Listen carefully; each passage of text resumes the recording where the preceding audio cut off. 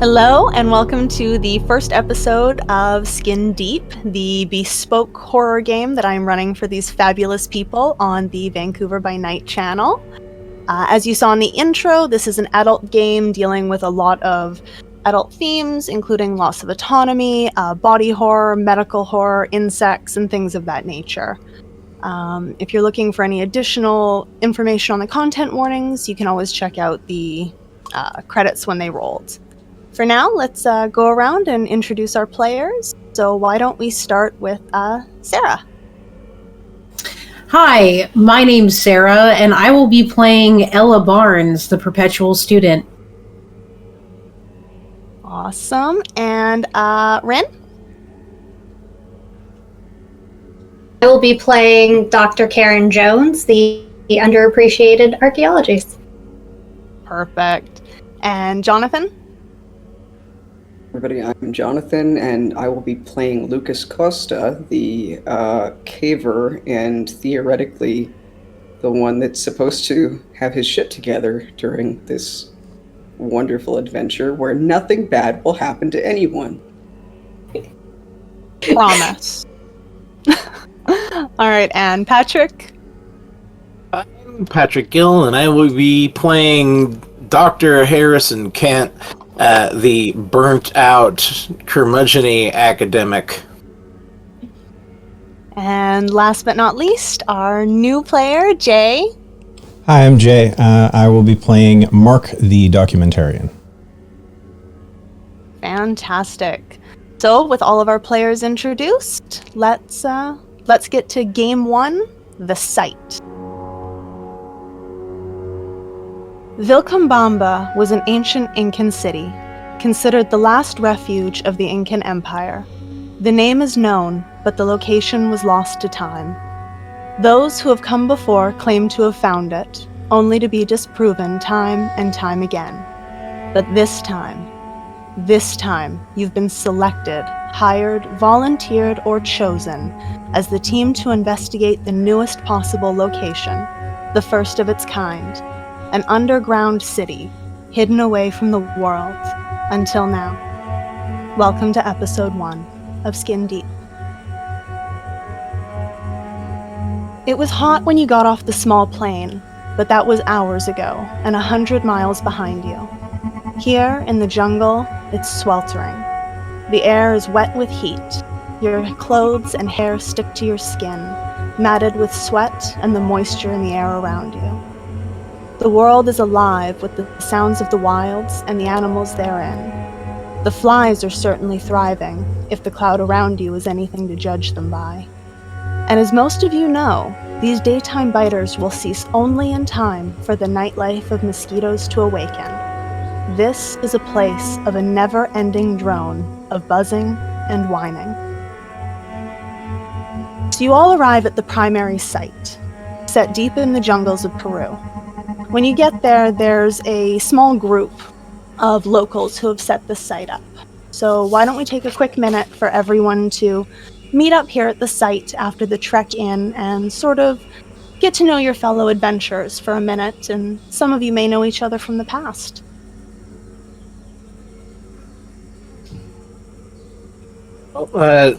Dr. Kent has kind of orchestrated the academic angle for the expedition. He has Ella and Karen in tow with him.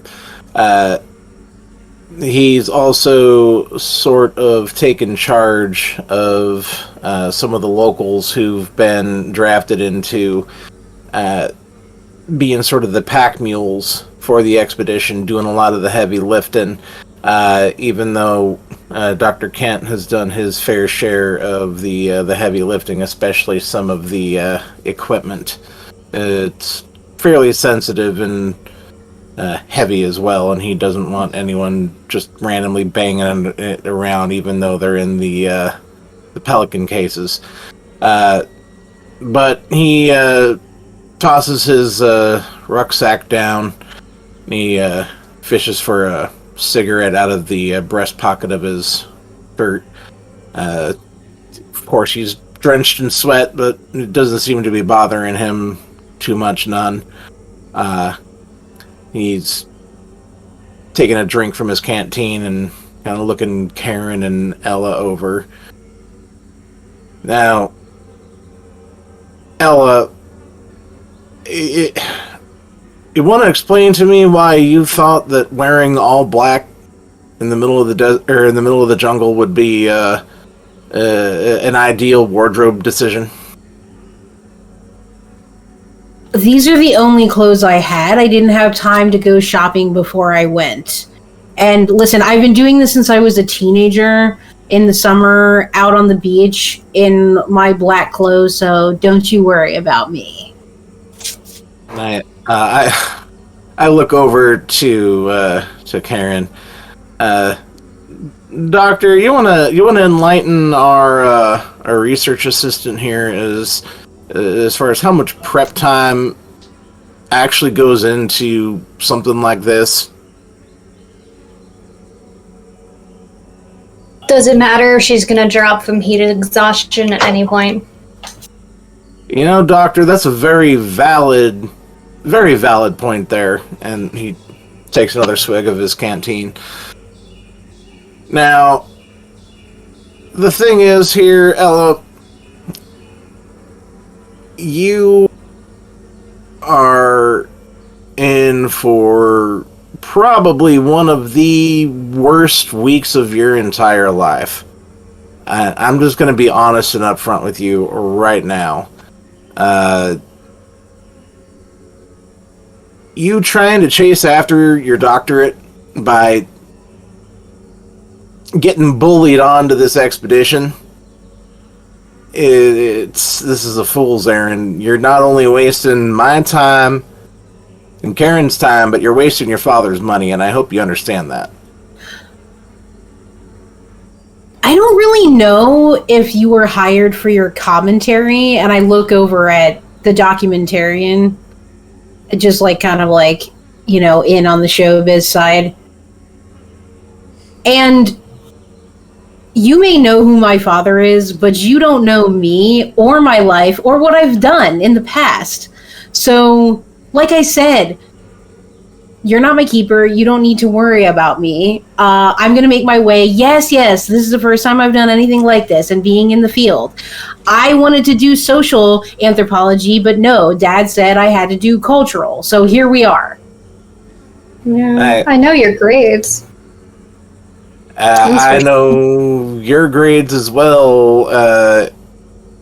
And, you know, may I remind you, Ella, that your application for this expedition was on the very bottom pile. Like, there was not a chance in hell I was ever going to get to you as a valid choice here.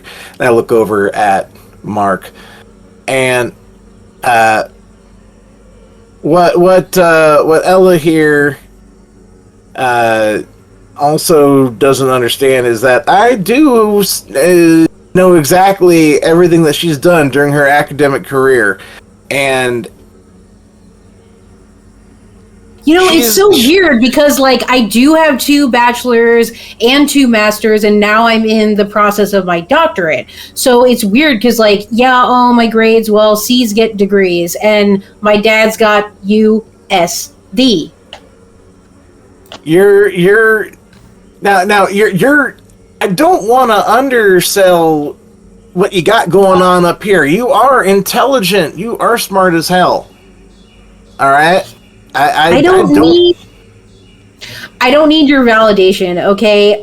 Listen, I can speak for myself as well. Hi, Mark, right? Yeah, hey. Hi, I'm Ella Barnes. It's so nice to meet you. I'll be the research assistant. I speak the language, and yeah, I'm just learning about the culture of the area and how these societies developed, you know, the relationships and everything like that. Your name sounds super familiar to me for some reason, but I can't really put my finger on it. Have we worked together before, maybe? Do you do a lot of, like, outdoor stuff? Do you ever go overseas? I mean, yeah, like, Europe every summer, Cancun in the winter, We But- probably didn't meet in Cancun. No, I don't think we met. It's just your name sounds familiar, but There's lots a of reasons lot why that could be. There's a lot of marks in my line of work. I have sort of a running joke. Hey, listen, Doc. I'm good with going the reality angle if you want to reframe this, but like, Doc is sort of what we were thinking, right? Like, we can go reality TV. Like, I'm getting some decent stuff for that, but most of this is going to get dropped.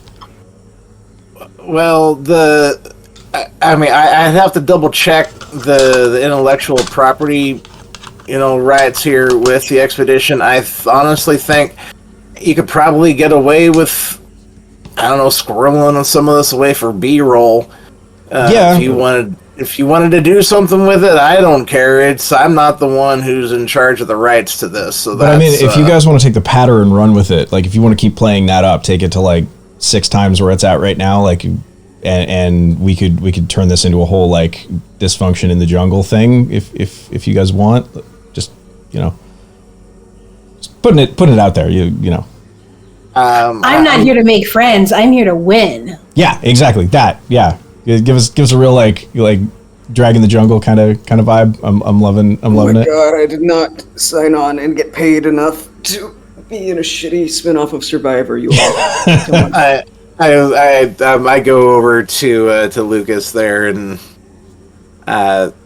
we've definitely rubbed shoulders in the past, just through our various lines of work. But this is unfortunately, Lucas.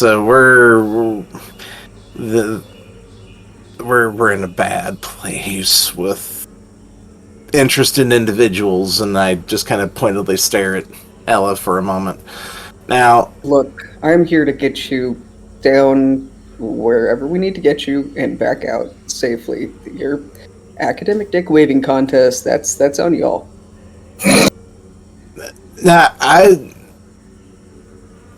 Okay. Well put. Yeah, actually, that's point taken. And actually, Lucas and I kind of like lean in a little bit.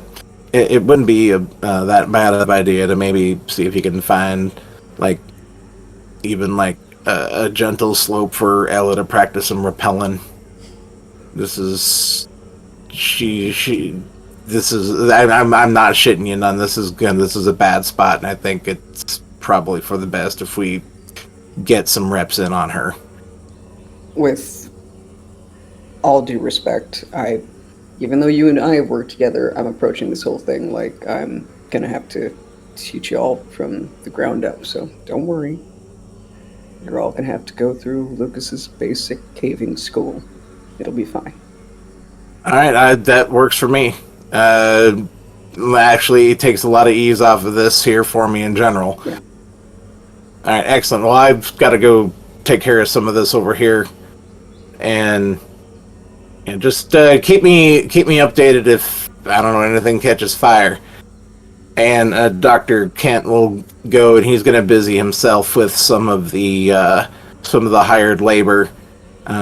He speaks in Spanish fluently, and he just kind of helps orchestrate, helping finish getting the camp set up. So so one of the main sorry. Sorry, I was just going to sidle over to the documentarian. I'm the documentarian. I was going to sidle over to the caver. Lucas, was it?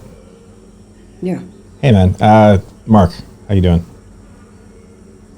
Pretty good. I think he was gently suggesting that she's going to, take a tumble. A little bit of worry, right? Not on my Are you watch. recording this conversation with Lucas? I've got the camera up in this. Hey, listen, I hate to say this, but we're kind of going the doc angle. Would you mind signing a little waiver release, just kind of use of likeness kind of thing? Is that cool with you? Sure, that's fine. Awesome, cool. And hand him a piece of paper. and he'll read it all over, and he will read the paper over, and I assume that your full name is on the paper, correct? Yes. And it's Winston. Surname's Winston.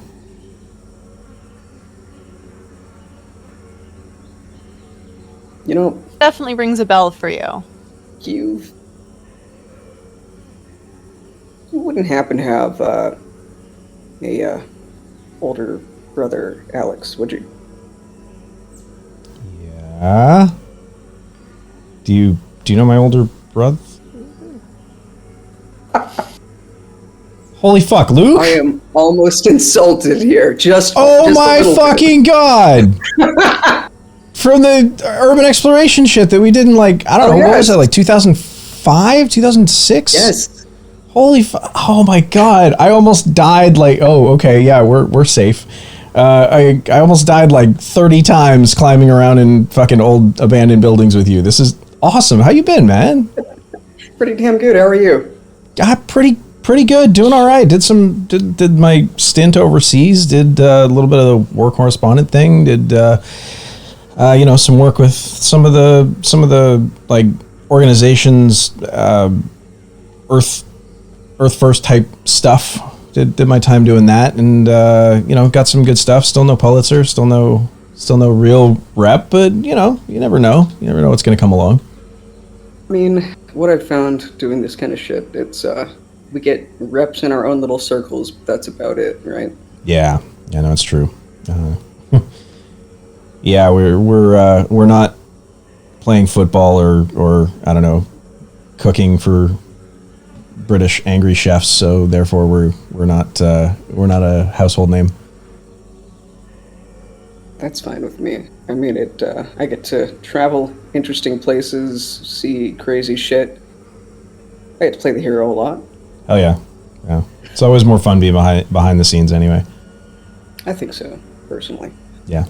But nice. Well, it's good to see you, and I feel both better and worse about my survival chances when you put me on a rope. You'll be fine, I promise. All right. Okay. Hey, remember, all of that crazy shit that we did before, we didn't have anything like this. That's true. You brought ropes this time, I'm assuming. Yes. Cool. And now I'm almost sad that your camera wasn't on to catch that. Yeah, me too. I should. I was taken a bit by surprise. I'm not gonna lie. But now that you've signed the release, and by the way, that's just standard boilerplate. Like I give my permission to, Yeah. Yeah. Okay.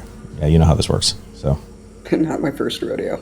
Cool. All right. Awesome. So that now I can film you, which is awesome. Exactly. Yeah. Now I'll make you famous. You get to be in front of the lens. Here's hoping. Yeah. All right, so Dr. Kent has gone over to sort of the local setup. Is anyone else following him over? I will, actually. I will. Yeah. All right. So there's been a small group of locals camping here since the site was discovered, keeping away, animals, scavengers, also, treasure hunters, things like that. When places are discovered, there's always people who want to get down here first and ahead of you. Your main person for this has been a young man named Paolo, who Dr. Kent hired specifically. One of the things that catches you about the language, since I believe everyone here speaks at least a little bit of Spanish, is that while you're following a lot of it, there is some that you're not following. It seems that the local languages of Quechua and Himara are actually still quite popular here. So you understand some of that as well, since it is Spanish-based, but it's definitely not something that you're just off the cuff with, like Spanish. So you head over to the locals, and Paolo looks up at you. Doctor, you made it. Good. Yeah, the flight here is always a pleasure. It's nice if I can stay within the same relative time zone, which is a help. Cuts down on the jet lag. But did we have any issues yesterday before we took off? No. Nothing? No? All right. And I kind of I look over to Ella. Well, all right, you're here. We're gonna have to make do. Ella, this is Paolo, and I kind of gesture over to him. And he holds his hand out. Pleasure to meet you, ma'am. Mucho gusto. Paolo's a local. Him and I we've worked together a little bit in the past. He's kind of my go-to foreman when it comes to dealing with the rest of the hands. If you need anything squared away, need any help getting something taken care of, you talk to Paolo. I'm your guy. Okay, great. Sounds good. You don't have any, like, sparkling water, do you? I actually... Hold on. And he goes and he gets a bottle of Perrier out of his rucksack and he hands it over. I was kind of looking at it like, What? I like the stuff. You spend any amount of time outside of the U.S., it's like the standard, and you just get used to it. Yeah, this one time I was in Paris and I was just, like, going all around and I was a kid, so there was, like, no regular bottles of water. It was all sparkling, and at first I was like, ew, but now it's, like, the only thing I like, so. Well, thanks! There was this time in Kenya when I was out checking some stuff, and it was either the Perrier or it was muddy water, so yeah, I made the choice, and there it is. And it got kind of stuck. Alright. And Ella looks at Paolo. So, what else do we need to do to get ready to do this? Well, we're pretty well set up here. We've got a secondary camp about 100 meters down. We can lower you down from here, but the bottom's too far down from that. From that, I understand the doctor brought along his roping expert who will get you the rest of the way down from there. We're going to send a couple men down with you. I'll probably go down to the 100-meter camp, and we'll maintain things from there. That way, you'll have a small crew up here to maintain the main equipment. Then you'll have me and a couple of guys 100 meters down to maintain that equipment. And then what happens on the floor is going to be mainly based on you. So sounds good. Ella, it's going to be very important when we actually do go down. We need to just bring only what we need. There's going to be a lot of equipment and a lot of just odds and ends that are going to need to go back and forth. And we can't afford to be bringing along dead weight. So make sure food, water, change of clothes. And we can always get additional supplies and additional equipment down to you as needed. And Ella does have, like, a black backpack sort of thing. Like, looks nice, like, water resistant and things like that. And she's like, I'm not Elle Woods showing up at Harvard on day one from Malibu. I understand that you can only bring so much. So I've got what I need in here. Like you said, I'm not stupid. So from 20 feet away, Legally Blonde. Ella nice. clearly doesn't get the Elle Woods reference. I actually physically grab the straps of her backpack and I spin her around, and I actually start rummaging in her backpack to see what she packed. What the fuck? Oh my god! What did she actually pack? Oh, okay. Well, she does have a change of clothes, just like a black tank top and like a pair of basketball shorts, and then some like makeup removing wipes, black, really tacky like lip stuff. She's got some like saline solution for like her piercings, and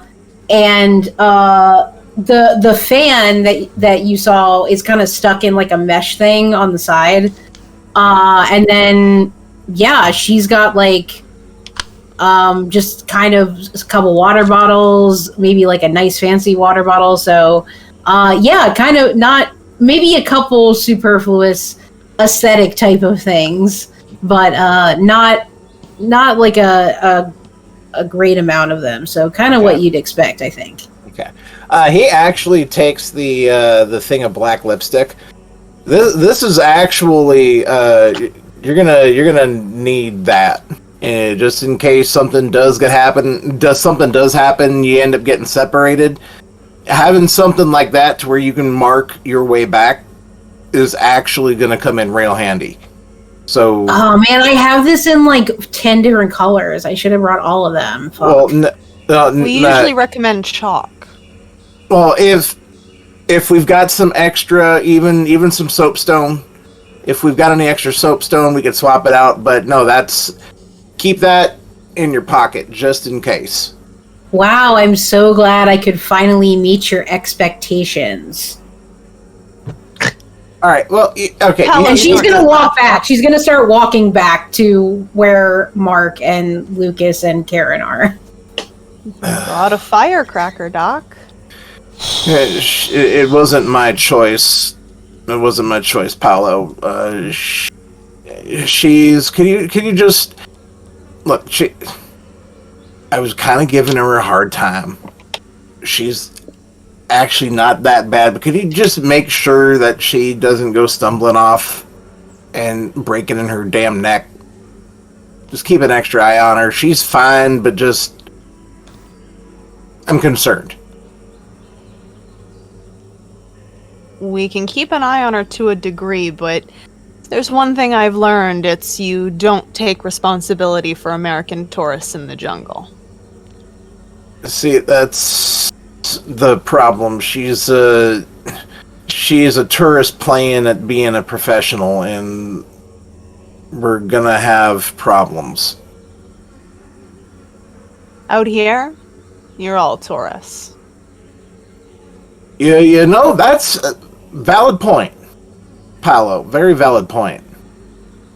And I reach into my my bag and grab another bottle of Perrier for myself, and I go head on over to Karen. All right. Head over to Lucas. Paolo I lean over and I'm like, busying himself. oh, sorry. I lean Paolo over to returns Lucas. to busying himself. Go. Okay. I lean over to Lucas and just go, man, if shit goes sideways, I've got my intro right there. That's fucking great. In America, here, your Americans are all tourists. Mwah. It's gold. All right. That was perfect. Yeah. Oh my God. Yes. Okay. All right, so the above camp is kind of a flurry of activity. Everyone's going through their backpacks. Everyone's making sure their equipment is good. Lucas, I'm assuming you're doing your kind of last minute. Obviously, you are a professional, so you do know your equipment. You do know all that stuff. Everything they've rigged up here, while lower budget, is all solid. It all seems very much what you would expect. This is nothing unusual for a climbing expedition in a place like Peru at all. This isn't some kind of rinky-dink grave robbing thing you're doing. Oh yeah, and 100% everything is getting checked out, tested out, just to be sure. But overall, I'm pretty sure Luke's is going to walk away very satisfied. Yeah. Why don't you go ahead and make a check for that? We'll call it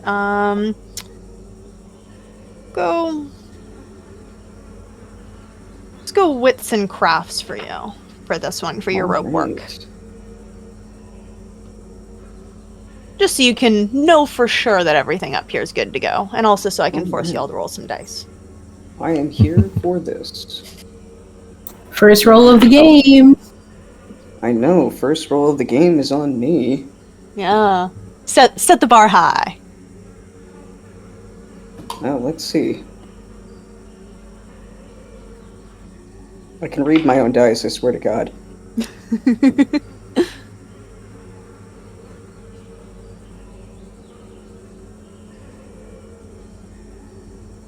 First time using a dice set in low light, and may not have been my brightest moment. Brightest See what you moment. did there. Yeah. Need to get you in his little reading lights for it. Somebody else thinks I'm funny.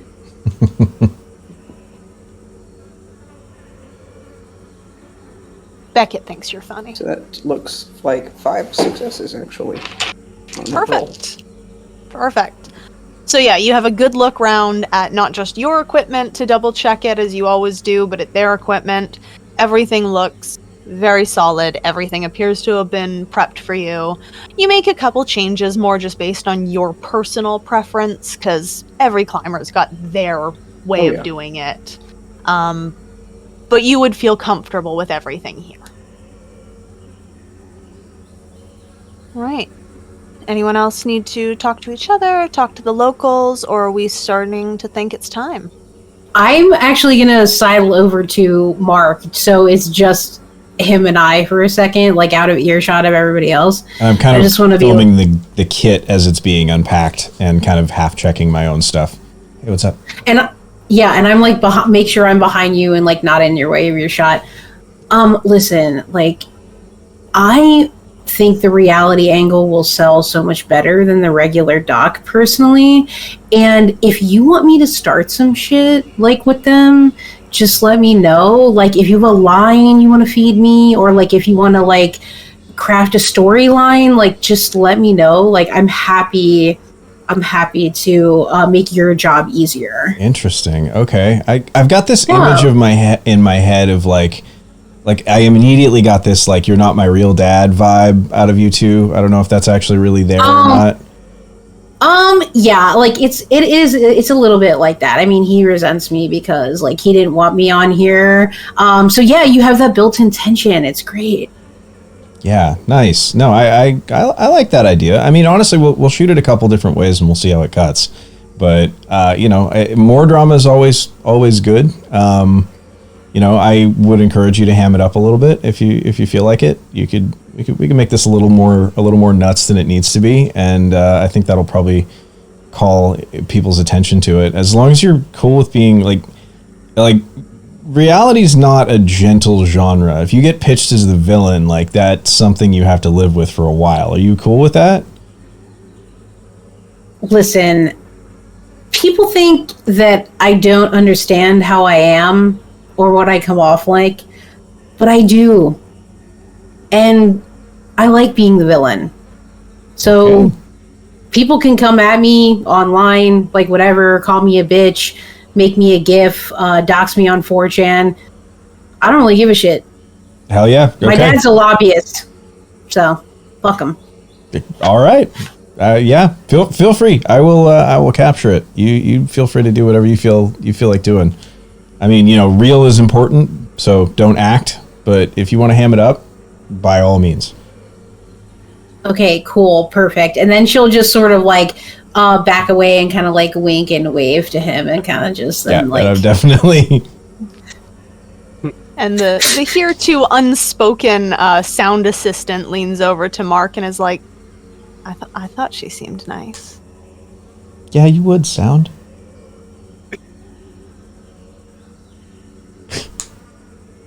Sound is officially chastised. I would actually want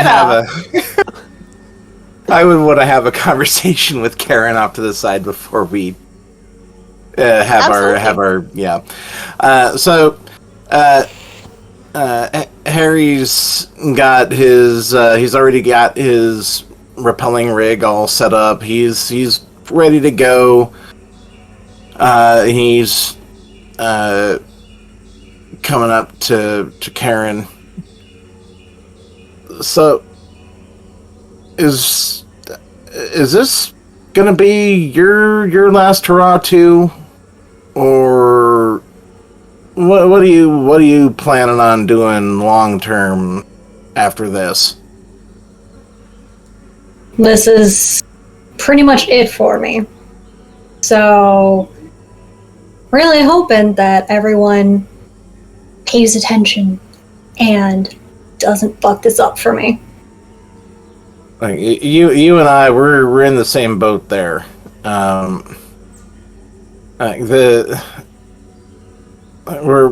the last of a dying breed here, and the academic world just isn't what it was even 10 years ago, and I'm done. I'm fed up. I can't do this shit anymore.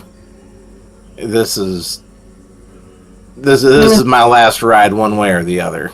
You mean you don't want to kiss ass so that you can get more money? Yeah, I got you. I'm done grubbing for grants. I'm done. Just like you said, having to kiss ass to the donors, having to play nice with the power structure, and I'll be damned if I'm gonna go retire from academia and go work for the oil companies. That's fucking ridiculous. That's not happening. I mean, yeah, the money is orders of magnitude better, but I that doesn't vibe with my conscience. Can't do it. Or you just be the fucking royal bitch like me and then you don't get a job. Fuck it. Well, so I mean, some of your work, I mean, even I have a hard time digesting some of it, but you've got your own way of doing things. You and I don't see eye to eye on how some of your methods pan out, or even some of just your personal theories. We've never gotten along all that great on a personal level, but professionally, you and I, we've done great. And I'd like to keep things that way, and one way or the other, I've got your professional concerns at the forethought of my mind, and I trust that you have my professional concerns at the forefront of your mind as well. This goes sideways, we're both up the creek without a paddle. You haven't tried to deliberately fuck me in the ass, so we're fine. Yeah, I always have a hard time getting used to how you talk. There's a reason why we have offices at the opposite ends of the hall. That's why I have my own hallway. Yeah, so that's how you pulled it off. This makes so much more sense. Jesus Christ, woman, you are just after my own heart. Love it. Absolutely, absolutely amazing. You need any help getting your rig set? You fine? No, everything's pretty good. Might talk to Lucas to see if there's anything else, but all my shit's here. I'm kind of good to go. I'm kind of giving it a once over as well. I'm not like trying to professionally analyze how she did it, but I think Lucas will sign off on how you got it all good. Yeah, you're set. We're fine. So now you just, Doc, this could be the big one for the both of us. And if Daddy's little princess doesn't get herself killed, what's your take on her, honestly? Let's just say that if she dies, you're not the one that are gonna blame. So you're fine. Well, I'm not the one that they're gonna blame, but no, it's yours and my name are on the. She made it into the stack. How she got to the top is pretty obvious, but she made it into the stack, which means she's not worthless. Oh, I know she can be she can be a really good asset if she can just get over her own self. And this, you know what? I hope to God that her dad's right, that this is gonna do it. I hope to God she does have what it takes to do whatever she wants to in this world. She just gotta fucking put one foot in front of the other and not lose interest. You're gonna come back out of this with a few calluses. Maybe a few less Just kind of break a nail and then freak the fuck out. and a few less piercings. That nose is gonna be looking like raw bacon before it's all done. But oh well. So no, you're good to go, Doc. And I'll see you down there. All right. Yep, I gotcha. And then Karen will just kind of like pat his shoulder. He offers her a cigarette. He takes it. And just tucks it behind for later. Not supposed to smoke down there. What they don't know won't hurt him though. But I don't know what hurt. He bite us in the It's acid. it's the lucky one. All right, you just keep it there, for later. If I find something, then hey. That lady ain't singing yet. I don't know. It's okay. It's okay. Okay, wait, we get in trouble. See my smoke rings. Help Yeah, me. just send up a cigarette smoke signal. That'll go great. Shadowing. That's the story of how you guys set a cave on fire. Anyway. What? Never. Why would we would never do that. We are professionals. Oh, yeah, this is a real cast of professionals we've got here. Do you not see the jean jacket? Look, I got this. Yeah. I got a Flannel. jean shirt on. Flannel. See, we got Who am I two to different argue? types of flannels. We have surfer beads. What are those called again? The necklace you're rocking there, John. It's very much. Oh, A rosary? A rosary. Okay, never mind. Yeah. Surfer beads, Surfer beads, rosary. He's just like, Hanging here, ten with please Jesus. keep yourself. That's what you call a lapsed Catholic. Yeah. Welcome to Skin Deep, where we commit all of the sacrilege. Yep. All right. So everyone ready to get in the ground? Sure. All right. So this opened up as a cave-in. So what you have is a rather small entrance at the top. You've seen the photos of underneath, and it seems to be a complete city below the ground, but it's quite deep down. So your initial entrance isn't much. You go down, we'll do some rolls for it, but you go down about 100 meters, and there's a rather large outcropping, and that's where your next camping base is going to be. So I'm going to go ahead, and I'm going to get a Dex plus Athletics roll from everyone, and then I'm going to get one on its own from Lucas, since you're going to be helping everyone down. Got it. So basically what we're doing here is everyone has the chance to do this well on their own. If you don't do it well on your own, then Lucas's role is going to count for you, basically. But it's going to mean you went Okey-dokey. down like a wussy. So, no pressure on me to make sure that both of these rolls are amazing.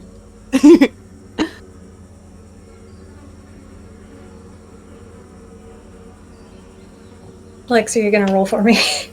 Yes. Thank you. Forget it all. It's okay. It's 8 spec. Oh, yeah, right. You're...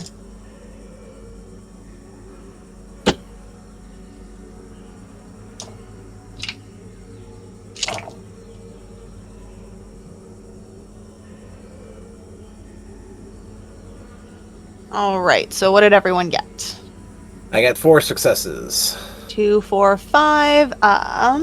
Dr. Jones, you had 6 on your own. Lucas, how was your first roll?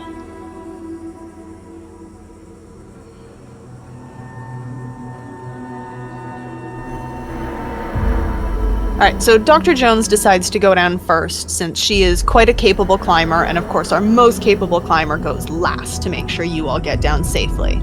So Dr. Jones goes down, and she does it like this ain't nothing. You'd think that she'd been rappelling down caves her whole life. Who goes down second? I'll go second. And I want to make it clear that, like, even though this isn't my area of expertise, that I know my shit. So, like, tie-offs clean, harnesses right. 5 successes is enough, I think, to kind of... I'm not showing off, but I want to make it clear that even with gear, I've grown up since the kid that Lucas knew. sound goes down right after Mark, and sound does not do very well. He slips. Yeah. He slips at one point and does the like wild careening away from the wall, thinks he's gonna fall to his death, but of course, Lucas is at the top, got hold of the rope, nobody falls to their death yet. Just grab him, slam him into the wall. Great idea. Yeah. Just the bottom, at the bottom, like, have it slam him into the wall. Yeah, he gets a solid cuff and knocks the air out of himself. And he comes down like, oh, this is the bottom, right? This was the bottom? It's the first half. Just don't embarrass me, okay? Oh my god. And he sits down and looks like he might throw up for a little bit. Who is down? Gonna lean over, it's like, I guess your friend's really familiar with the boom.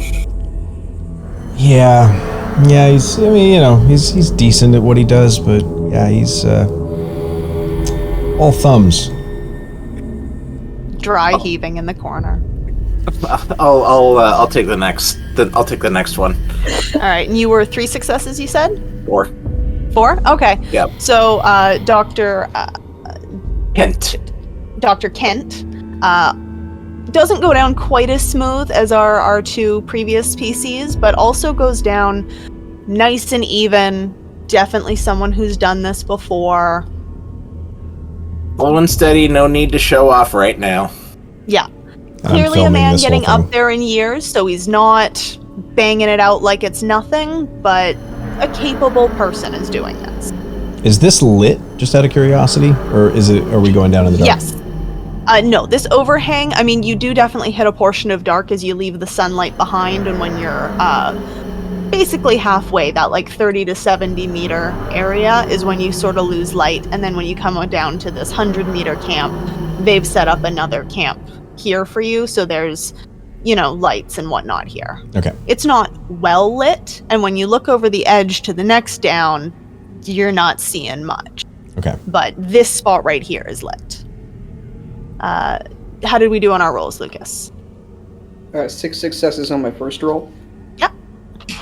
I totally didn't think about doing the second roll because I was listening to everybody banter, so if y'all give me just a second, I will They'll drop have to the be dice less into chaos. interesting.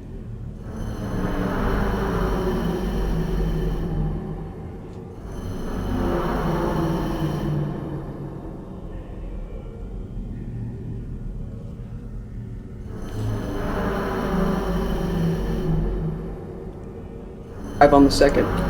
5 on the second? The Perfect. dice love me today. Yeah. Perfect. This is not going so- to last. Ella is our next one down. And you were 2 successes? Yup. Yup. Yup. So, would you like to describe how you go about this poorly? Sure. So the only time Ella has probably done this, besides I'm assuming a little bit of practice, like before she left to prepare, is like when she was a kid down at the beach and they would have those rock walls that you would climb. Like that's about the extent of my previous experience. So like I feel like she starts off really tentative and is just like, okay, and like going slow. And I think like very soon after she just like puts her foot down incorrectly or like just gets off balance and probably does a similar like you said the guy was like sound was like kind of like I probably do the same sort of thing. I don't like scream or anything. I'm more just like mad. I'm just like fuck god damn it.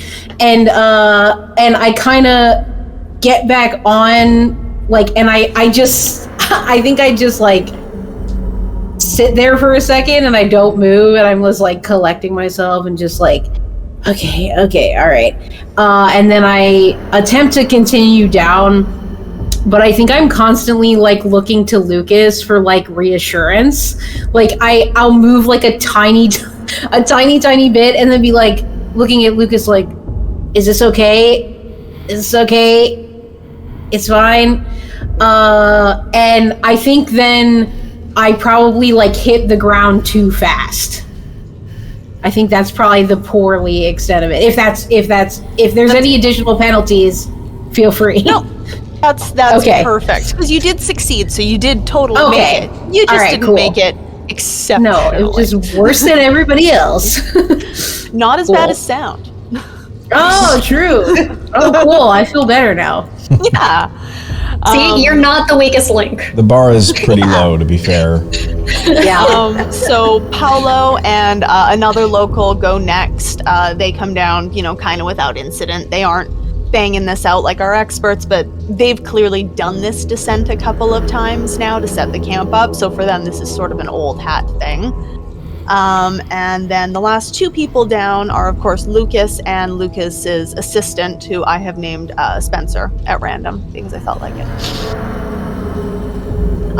So they come down last. Now that does leave, of course, a way up. This isn't like you guys are limited on supplies by any means. There is now a clear way to go up and down from this 100-meter camp to the top of the entrance. And everyone has safely reached the 100-meter camp. You take stock of what they've built for you here, which really isn't much. This is a large outcropping, but it's definitely not as large as the cavern that you're in. This is an outcropping, not a floor, if you know what I mean. So they've got a couple tents set up for you. There's, a small generator, since you are still high enough for fumes not to be any kind of an issue at the moment. Some of the larger equipment has been left here, with the question of how will we get it down the next 200 feet after you guys have called for it. Basically, you're at a staging camp right here. Yeah. All right.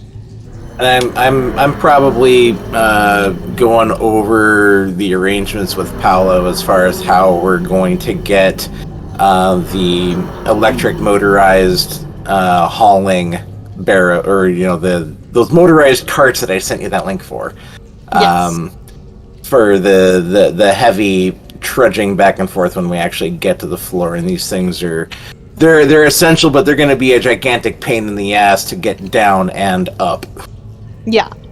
And they're explaining to you, there's a platform that they're going to build, and they're going to have to bring down the widget from up top to kind of lower it down. And the big thing they're worried about is because there hasn't been a lot of them going all the way down to the floor, they're not exactly confident on it. So the plan is for you guys to go down, take a look at what's down there, and then decide what kind of equipment is your primary concern to get down there first. Because no point in bringing down these multi-100-pound things if you're down there with little brushes. And I would actually probably wave Lucas over to kind of go over the general discussion. All right, so the thing with this here, with the winch system, is, the rating for this should be enough to get the carts up and down if we absolutely need them. I want to avoid having to use these if we can, but if there's going to be enough stuff down there that's going to necessitate using them, that's going to be where your expertise is going to come into play. If you think that this is going to be something viable to even try to attempt, we won't even bother. We'll just kind of set them off to the side and we'll leave it at that. You're the I'm going to yield to you, though. I know that the winch system says it is rated for the weight, but I'm not. You and I both know what it says on paper and real-world applications are two completely different things. Yeah, definitely two different things. I don't know. What do you think?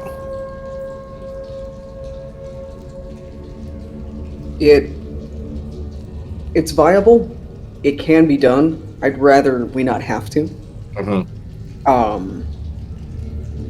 I would. My personal recommendation would be us getting down there first, taking sort of lay of the land, and Right.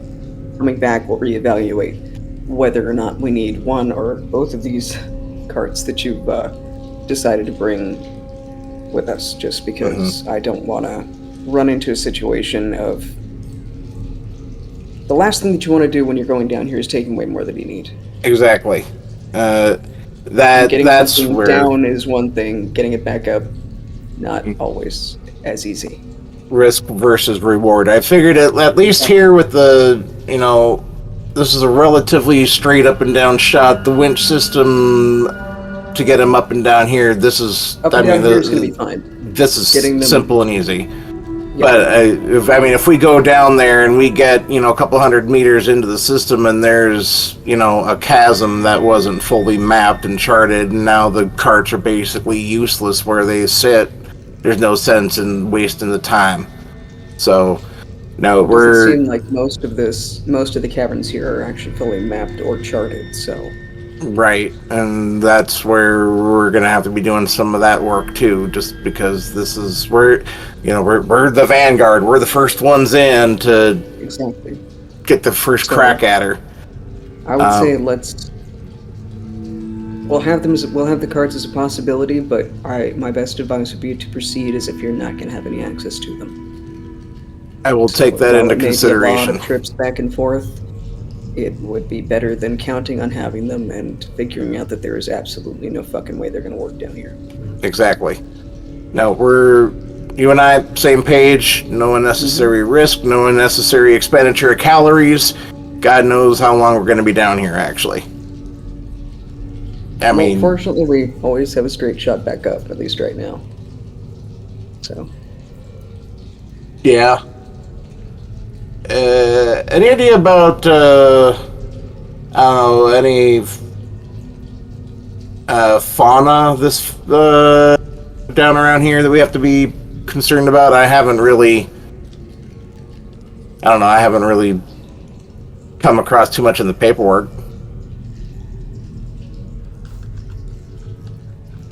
It's really going to depend, in all honesty. You've got this cave these caverns weren't accessible until this cave-in happened. Right. The question of could there be, fauna down here? Absolutely. Do I know what they are? Well, there's a very long list that I could bore you with naming every single thing that's a possibility of. Oh yeah, but where they are right now. I don't know if anything struck you as out of the ordinary is all I was really. At least right here we've got bats, birds, whatever.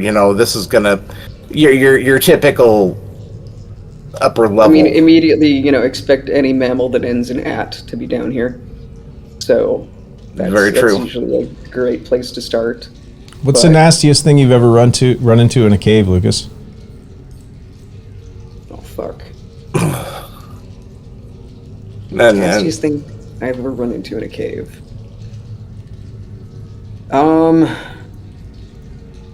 Surprisingly, no bears. No bears. You would think that for all of the jokes that we always make about bears. Well, not just jokes, for all of the whole bears sleeping in caves thing. But the nastiest things I've encountered to date in caves have been snakes. Occasionally, I've encountered, badgers, things like that in caves. Rats are a real pain in the ass. Yeah. Those are what I've encountered. Dr. Kenneth actually visibly shuddered at the mention of rats.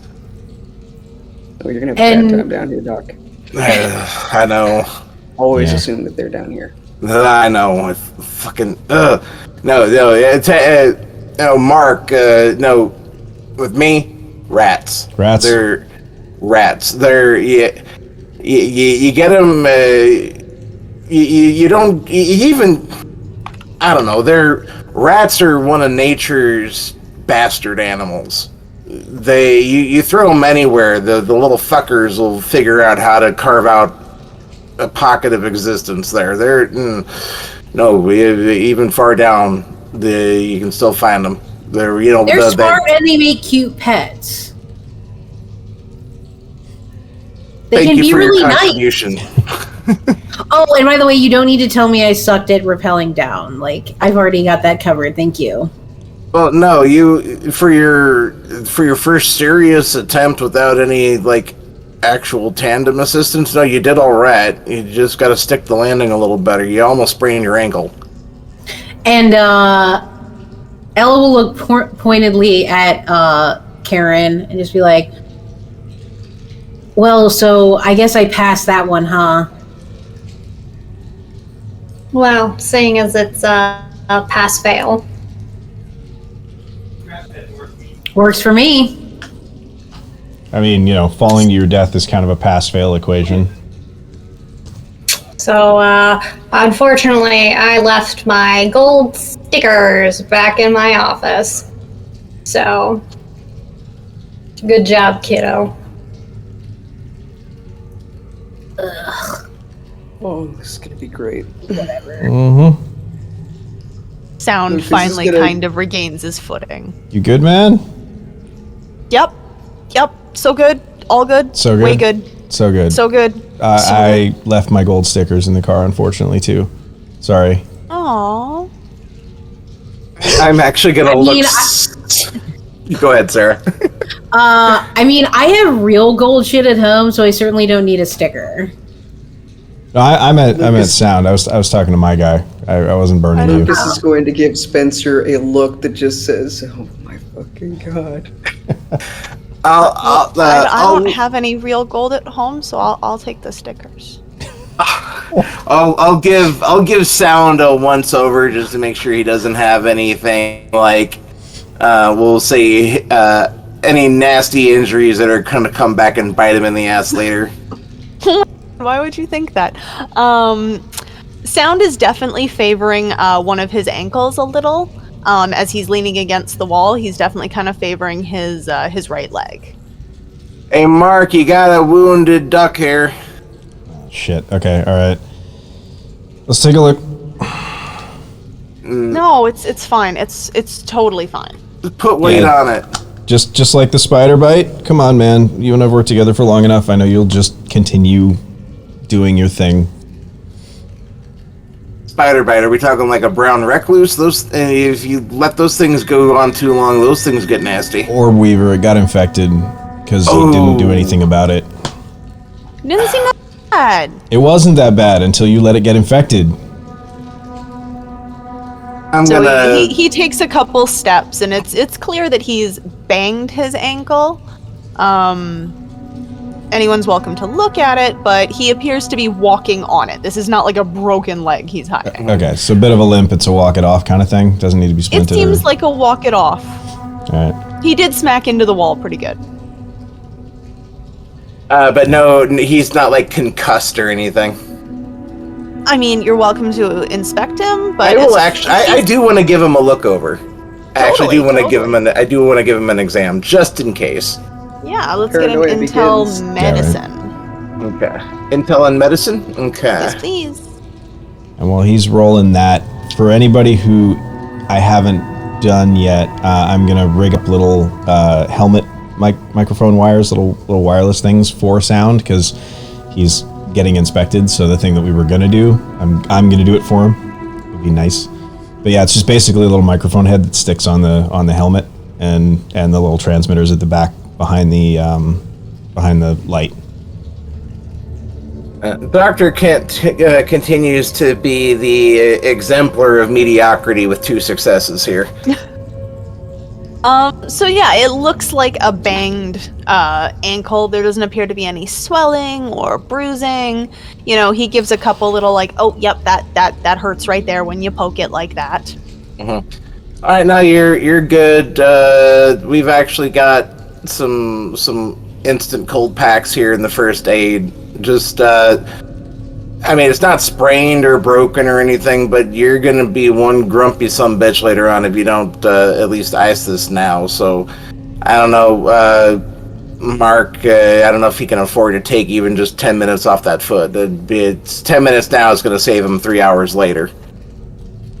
I mean, yeah, we got talking heads to do anyway. We can play it off the wires. You can have a seat if you want. All right. So Sound sits down.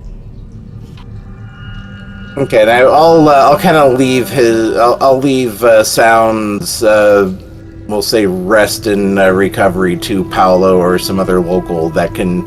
Okay, broke the ice pack. There, sit your ass down on a box. And he does, and he looks again properly chagrined at this. twice in 20 minutes he's done something dumb. So, just jumping off of the example provided by sound. Sorry, I did not catch your name earlier. Anybody that gets hurt, let me know, please. And by please, I mean fucking do it. Because the last thing I really want is for somebody to hurt themselves and needing to go down or come back up, you not telling me. And our situation going from bad to worse when we're halfway up the fucking surface, okay? Oh, yeah. Thanks. Okay, yeah, for sure. Also, I just want to say that, like, everybody's really, like, serious and preparing for the worst, and, like, we're gonna, like, get enveloped by the darkness and whatever, but you can still have fun. This is an adventure. Like, let's, like, enjoy the cool shit that we're about to see, right? Like, no, we're, like, first down here. Like, this is a once-in-a-lifetime thing. We gotta enjoy it at least a little bit. This is fun for you. This is our jobs. So maybe take that into consideration. Sound was nodding along with Ella and then kind of stopped. The fun will come when we get down there and actually start to work on why we came all this way, why we flew halfway across the planet to come here to be the first. The hard work is now. The fun and the payoff comes later, when you are the first to be you're the first human to touch a piece of pottery that hasn't been touched in a couple of centuries, if not millennia. You're the first person to discover this rare rock formation. Let me put it in another way, because Dr. Kent is being very, very nice about this. You can be happy and excited once you're getting interviewed for how awesome you are, or whatever, as, you know, being part of this team. But until then, we focus on what we do. I mean, yeah, you're right. My talking head segments are going to be, like, really great. They're going to be popping off, so. But yes, I'm willing to do the work. I have to. I don't really have a choice. I just thought maybe a little bit of levity would unstuff some of your shirts. All right. Well, if you want to do a little bit of the work, he gets down into his rucksack and he grabs a rock hammer. I'm gonna need you to go over there, and I'm gonna need you to break off a couple of sections of that mineral formation there, and I'm going to need you to go ahead and see if you can get anything to scrape off of that over there. I'm going to need you to get a couple of gram samples from both, and I'm going to need you to make sure to keep them separate. This is still, we'll say, relatively pristine territory, and we need to see what other kind of geology we got going on down here. This is interesting that this cave formation formed this way, the way it did. Yeah, sure. I'm happy to do it. All right, and here you go. she'll take the hammer, and she'll do what he says. And speaking of talking heads there, Doc, can I steal you away for a couple minutes? Yeah, I suppose. Dr. Jones, you okay here? All right, Lucas, we're good? All right, I step away to go do my interview. So Mark sets everything up on a tripod kind of over the shoulder, finds a spot where the lights are sort of doing what they're supposed to, doesn't take the work lights and rearrange them totally, but puts just one battery-powered kicker kind of like right under the camera sort of thing, and sits down with you, I guess we find like a little bit of like rock rubble or something like that for you to sit on, realism and all Some that. very conveniently chair-shaped Yeah, rocks. chair-shaped rocks, yeah. Very convenient. So, Doc, the point here that we're going to do, you're going to be kind of kicking things off, doing a little bit of intro stuff for us. So, you're kind of the anchor that holds all of this together. You're the guy with the knowledge, right? So, I'm going to ask you a couple questions, and I won't record my side. So, feel free to expound on it as much as you can. If you want to get dramatic with it, go nuts. You know, it's like it's one of those kind of things, and I'm going to get little interview pieces from everybody as we go. But I figure you're good to kind of start things off. So give me your full name, your title, and how you came to be here. All right. My name is Dr. Harrison Kent. That's Kilo Echo November Tango. I am a professor of geology at Martlet University. I also have some professional credentials in metallurgy. My compatriot, Dr. Jones, this is almost this is just as much as her expedition as it is mine. I'm here for the hard geological science, and she's here for the hard anthropological science. But between the two of us, we've been kind of piecing this together ever since word got out. Some of the business arrangements were handled by private organizations and corporations, and some of this is being supplemented through different research grants. But our primary objective is to catalog the site, document what we can, preserve what we can, and try to set up some sort of forward operating base for long-term academic research.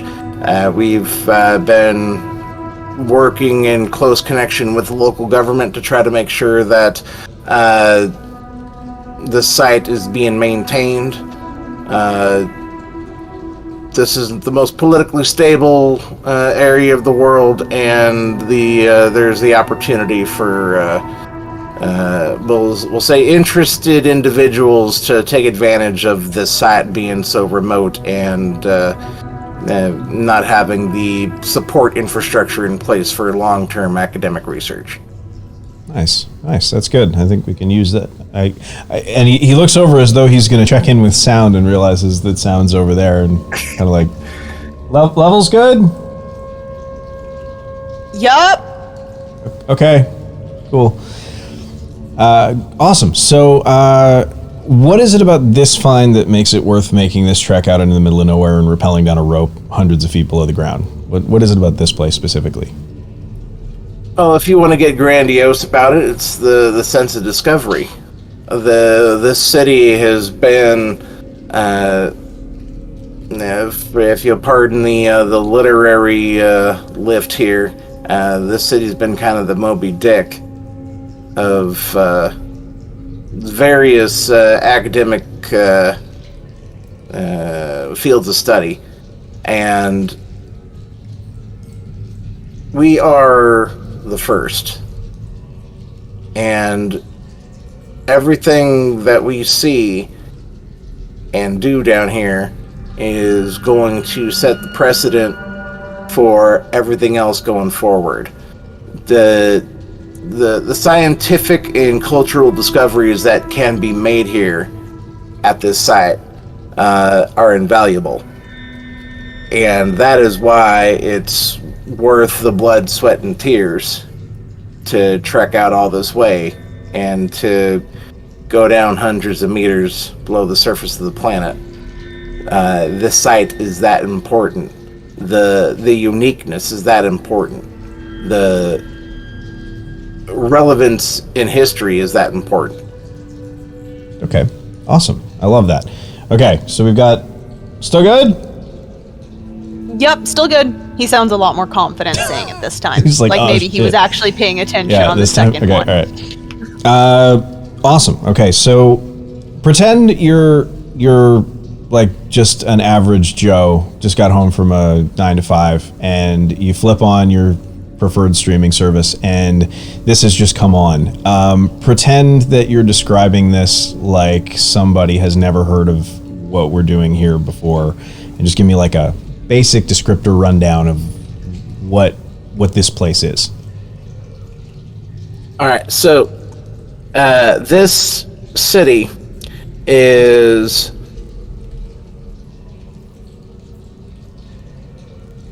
I have a hard time even going into depth just because of how unique this situation's become. The city's been. I have a hard time with words like this. I'm not the flowery one. I'm sorry, Mark, but this city is haunted. I think. I don't know. The city's haunted. At least that's what the stories say. The city's been lost ever since the 1600s, and it's potentially the last remnant of Incan civilization. And whether it was the conquistadors, or some even say maybe a curse, that disease wiped out the entire city, or at least a good chunk of it. And that's part of the reason why we're down here. You know, we're all about the cultural relevance of the site, but you know, there's a little part of me that, I don't know, would kind of hope and pray that maybe there's a little grain of truth to the stories. Okay. All right, awesome. Can I feed you a soundbite? Sure. The Inca vanished without a trace, and this is our best hope in decades, or whatever you want to say, to find them. Okay. The Incans vanished without a trace, and this is our best chance in decades to find them.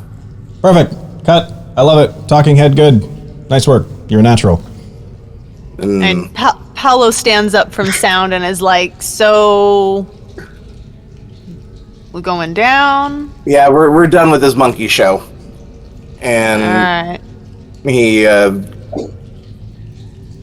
that was uncomfortable as hell. Mark, don't ask me to do that again, please. Well, your talking head bit's over. I mean, everything else will be Thank Candace. God. Oh, great. Well, all right, I'm gonna go check in with Paolo, make sure we're good. All right, thank you. Thank you. I'm gonna meander off and go do my thing with Paolo here. All right, and I think that seems like a good spot to take a break for now. So everyone go hydrate, do what you gotta do, and we will see you back here in about 5 minutes. Welcome back to Skin Deep. When we left our intrepid adventurers, they were partway down the chasm and about to finish their descent. So, you are on the outcropping. From this point onward, a lot more of the rope work is going to depend on Lucas, because they set everything up, and you've got like your stakes and whatnot up here.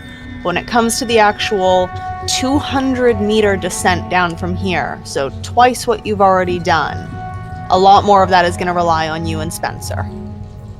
So No pressure let's at go. all. Totally. Try not to kill my cast. Let's go ahead and get another Dex Athletics from everyone, and then of course we'll get 2 from you again, Lucas. I need you to roll for me, please. I'm on. Thank you. This time I remembered.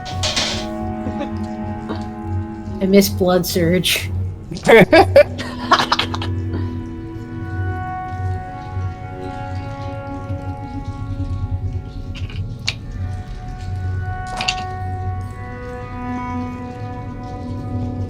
Mechanics again. question. Yes. Do ones subtract like they do in Ye Old Wad? No. They do not. Okay. Cool. No. How good for me. All right. How did we all do?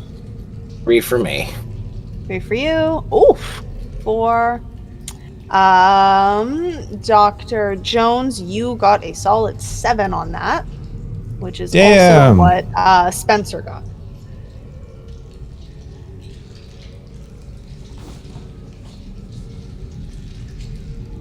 Ray's no bitch.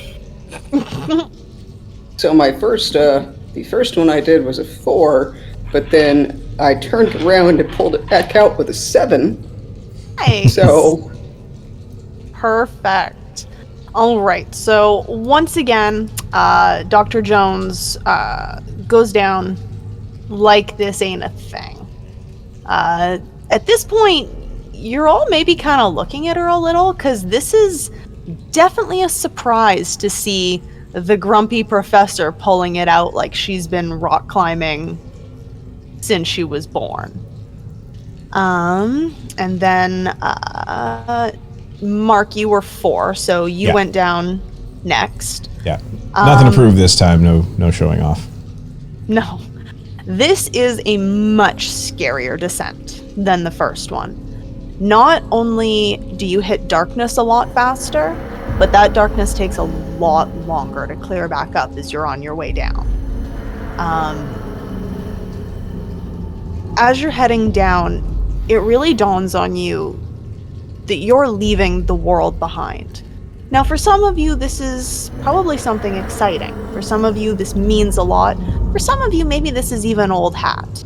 But there's always that moment when the darkness is all the way around you, when it's all you can feel and all you can breathe, and there is no seeing, where you realize that you are at the mercy of the earth. You are a visitor here. You're not even a tourist here. You are an infiltrator to a place that doesn't want you and doesn't welcome you. 200 meters takes a long time to rappel, even for those of you who are good at it. For those of you who are less good at it, this is a long fall. Even when you're not falling, when you're being lowered down and all you can feel is your feet touching against the wall, and then air, and then the wall, and then air, you may as well be in free fall for all you can tell. Until your feet touch down on the ground and the team below, kind of helps you out of your harness. For some of you, this is quite jarring. You've reached light down here, but it's not like the light that was on the platform up above. This light is much, much smaller. You have a small illuminated camp down here, but beyond your small encampment, this could stretch for miles. And it might. You could spend a lifetime down here, improperly, and not be able to map it. This place could claim you if it wanted to. Such is the power of being beneath the earth. And so one by one, everyone reaches the bottom of the ground. Everyone touches down safely, with some assistance from Lucas and Spencer for some of us. Now, Dr. Jones, you're the first one on the ground. Is the first one on the ground, are you going to stay there and wait for everyone? Or are you going to let a natural curiosity call to you?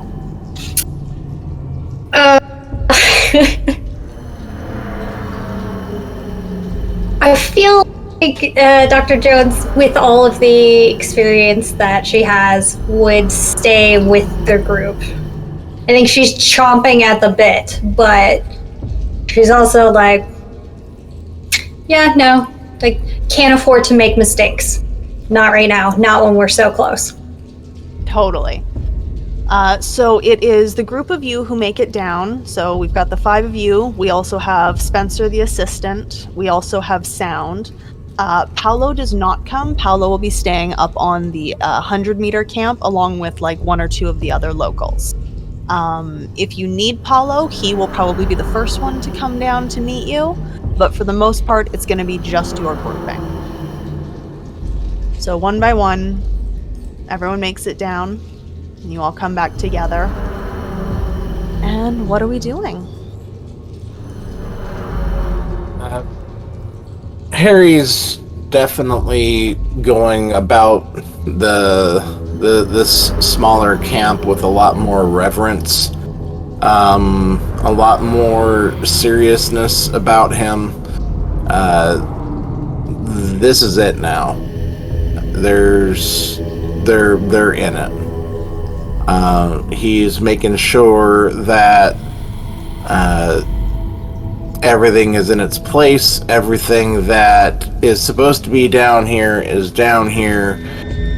He trusts Paolo and how he guided the rest of the team setting up the base camp. But Harry very much considers this to be his baby now. And nothing is going to be out of place. Nothing is going to be the cause of any mishap while they're down here, not, at least not under his watch. So definitely want to make sure that everything is how we need it to be down here. So you have been set down in what appears to be almost a city center, though it doesn't feel like the center of the city, if you understand what I mean. It's like you've been delivered into a time from 400, 500 years ago. The air's stale and the surfaces are dirty, but the place has been untouched for centuries. It doesn't appear to be as sprawling as the initial reports led you to believe, but if anything, you were undersold on the mastery and the mystery of where you are. This place is just a labyrinth of hewn stone. As you're looking around, the buildings themselves are made of the famous Incan interlocking blocks, but they appear to be the same material as the cave around you, which has sort of a dome-type top to it, though you didn't come down through the pinnacle of the dome. You came down sort of off to a side, but this is a very steep and rounded way that you've had to come down. This would not be an easy or a pleasant climb if you had to scale your way back out. But perhaps most startling of all is that the buildings, while they have been built, seem to come out of the rock themselves. So while you have stone upon stone upon stone, the stones closest to the floor and the stones closest to the walls, if you will, look like they've been cut right out of it. These were not bricks brought in. This was a village made out of the mountain. This was built into it. This was tunneled inwards, not brought inwards. It seems likely that once upon a time there was a main entrance in one of the many directions you could go, as clearly they didn't always rappel in through the ceiling. But where that entrance might be now, if it's still accessible, that's not something you have any way of knowing at the moment. You can't even be sure where the village really begins or ends, as you've been delivered into one of what might be a number of community centers down here. I'm now that the camp has been squared away, Harry's kind of gathering everyone together to sort of address the group. All right, everyone. This isn't, at least for most of us, this isn't our first time doing something like this. I'd trust everyone to follow the standard environmental procedures, leave no trace, etc., blah, blah, blah. I want to make sure that no one takes it upon themselves to do any independent research. You do not go wandering out and about by yourself. You go with someone, I don't care who. Even if it's to go find a place to take a constitutional, you take a buddy with you. I'm sorry, but that's how it's gonna have to be. This is, pardon the expression, virgin territory. We have no idea what's the situation down here. I mean, it's clear that no one's been down here in centuries. And I don't want to have to be the one to be making any phone calls when we get up to the surface. And I kind of make a... I wouldn't say it's a pointed look at Ella, but maybe his gaze lingers on her just a little bit. So just everyone remember, this is very serious, very very important task and an undertaking that we're going about here. So everyone make sure that you've got what you need. If there's any issues, we need to get it resolved now while we still have manpower that's got fresh arms and legs to get this done. Yes? When are you gonna take the stick out of your ass? Sound laughs aloud at that, and then looks like he can't believe he just laughed. And Ella doesn't even wait for him to respond. Look around you. This is incredible. This is the real shit right here. So I know this is the real shit, but you need to understand that if you decide to leave a food wrapper laying around somewhere, you've contaminated the environment. If you decide that you want to lean up against a wall because you want to take a breather and you accidentally sat on something that you shouldn't have and you broke a centuries, if not millennia old artifact. Oh my god, I get it. I'm not trying to bring big colonizer energy into this place, okay? I respect what's going on here. I'm not trying to... I want to research and see it just like all of you do. So, I'm just... Yeah, I get it. We're good. Let's kick this shit off. I'm ready. Okay then, so what do we do then? If you're ready to rock and roll, if you think that I need to pull the stick out of my ass, alright, you're in charge. What do we do? Well, let's just walk around all of these buildings. There could be something in there to see. No. First, we make a base camp. Then we have to section everything out. We need to start building grids and then moving out because we need to make rudimentary maps and areas where we can eventually then be able to start going and collecting more data. There's a method to this.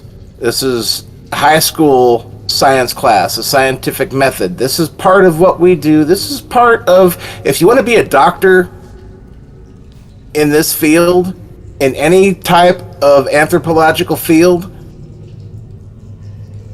this is what we need to do. You need to shut your mouth, open your eyes, and do what we do and learn from us. You're really falling into this really predictable trap where you just assume because I'm some kind of liberal arts student that I don't understand science or the world around me, but you're sadly mistaken. Then why didn't you just say it before since you already knew the answer? Well, we want all of us to contribute now, don't we? But I'm happy to help you set up the first grid or whatever is the first procedure. Just tell... I'm happy to get it started. Whatever is going to get me in there sooner. All right, we'll get started. Lay out the grid. Okay, so Ella will start doing the necessary procedures to do that. And I definitely slide up next to Karen, like, hey, watch this. Sounds good. Okay. So Is that a roll? yeah, why don't we go Okay. ahead and get them? Karen you pulls out her studied. bag and just holds it, watching, waiting, seeing what happens. Okay. Let's make that an Intel academics roll. Because you've studied this stuff. It's over for you, Hose. Yeah, like I you've throw studied to- this stuff. You should have a textbook understanding of what they're asking you Yeah. to do. Yeah, I definitely should. Here we go. I throw to sound to get the second camera on her while I film the reactions of these two, because like this is gold here either way. And Sound hops to it, gets his camera out. Lucas, what are we doing? I think Lucas is gonna gesture to Spencer like, let's start getting things set up. I'm trying. And I think they've worked together long enough to know for Spencer to know Lucas is trying not to bust up laughing right now. All right, I think Harry kind of notices, like, okay, Lucas is doing what he's supposed to be doing. I kind of give a little thumbs up and acknowledgement, like, okay, yeah, you do what you need to do while we razz on the newbie. And Alright, all so that Spencer and Spencer is Lucas- going to hear briefly is that, oh, I got thumbs up from the teacher.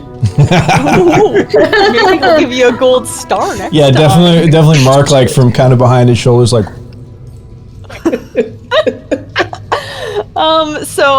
Let's go ahead and get a let's go with a dex survival roll for setting up the camp for Lucas and Spencer.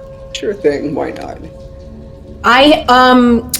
Mechanics question also. Are the criticals the same as in V5?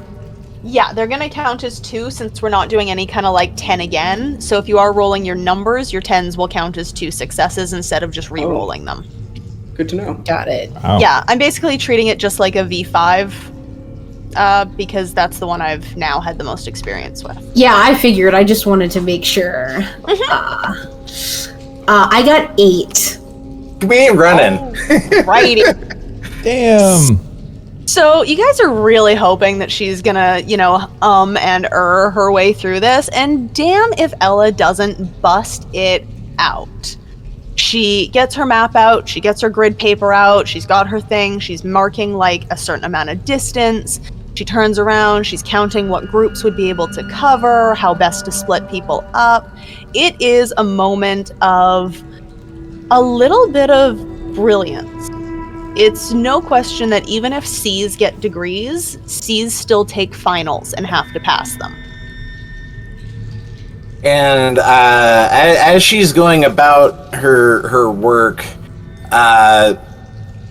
Harry is definitely kind of nudging Karen a little bit, like she's okay. She's obviously paying attention to your lectures. So, no. Really be impressed. No, Ms. Barnes. No, you're doing a great job. Congratulations. You keep doing what you're doing. This is good work. And Ella actually doesn't say anything, and she just continues her work. Okay. Karen Spencer will leans go over to Lucas and is like, do you think she'll get a thumbs up too? Oh, never. Never, fucking never. But the burns, I'm here for them. Karen will go over, look over Ella's shoulder, nod at her, and then start taking her string and making like little notches in some sticks, dowels that she brought with her, and laying out the string in the grid pattern following Ella's design. And I'm going about. This isn't my end of things, but Harry, he's been around sites like this. He's just this is busy work, and he's going about doing it as well, just helping her out. Right, so academics be academicing, physicals be physicaling. What's our documentarian doing right now? We're both just getting B-roll, kind of following around with these guys, because this is the stuff that and the camera lights are on now, so it's just like a head-on light that's doing its thing.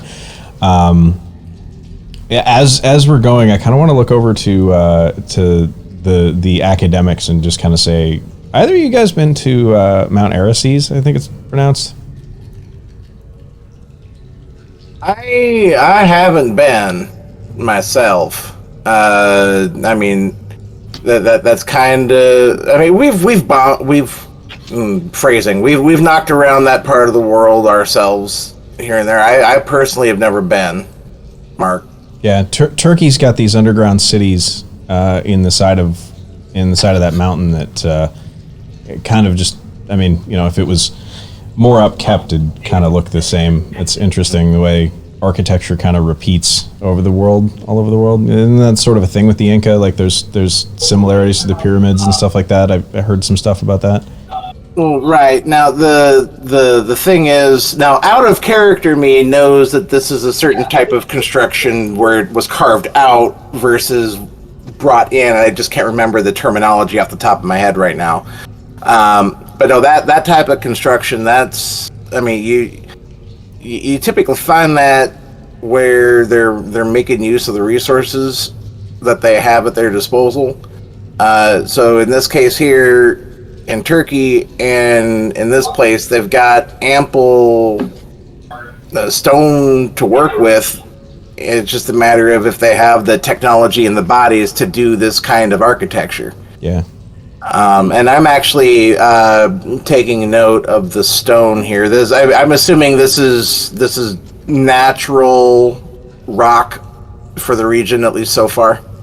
Yeah, everything that you can see so far seems to be that same gray granite that the region's very famous for, and that most of its Incan cities were built of. And there, I mean, you're gonna have, if there's different cultural like building aesthetics, and there's like the golden mean and everything else here. Everything kind of like correlates culturally. It's just all whatever works with their brain chemistry. And I kind of look over to Karen. Do I have that right? I'm not too far off base there? Yes and no. What works. The best way to pile up stones is the best way to pile up stones. It's the reason behind piling up the stones. So why do you think, and I'm phrasing this kind of towards Karen, so why do you think it is that, like, we see these trends in architecture from an anthropology perspective from tribal societies that have never seen each other, opposite ends of the world? And she's just kind of not really looking up, just continuing to put the dowels, the rods into the soil. And she's just, there's different reasons or different theories, because we can't really figure that out. It ranges from shared mythos to a what was it, the one a connected subconscious to I look up, that was Jung, the collective subconscious. There we go. Thank you. But there's the figuring out why exactly doesn't make sense, and that's something that we're continuously looking on. For example, almost every single culture has a giant flood story. Right. Even those out in the desert. So tell me, why is that? I mean, it would make sense that was something in the human genetic memory, that we remember something about that, or that we have it in an oral history somewhere, I would guess. So it's just very interesting that you can have these tribes that have never been touched before, that have so many similar stories. And I'm maybe as a storyteller, is there like actual like loose topsoil down here, or is this all just bare rock? Rock. Okay. Now there are like bits of grit that could be like a topsoil, but it appears to be more like a rock flake and bits like that. And I maybe, after I've finished up with my section of the grid, and I'm kind of sweeping that up there. The thing with sites like this and their relevance, though, with their little slivers of time that have been kept separate from the rest of the world. And so it's sites like this that can help tie in to theories like genetic memory, with things that we can find here bear out across multiple fields of study.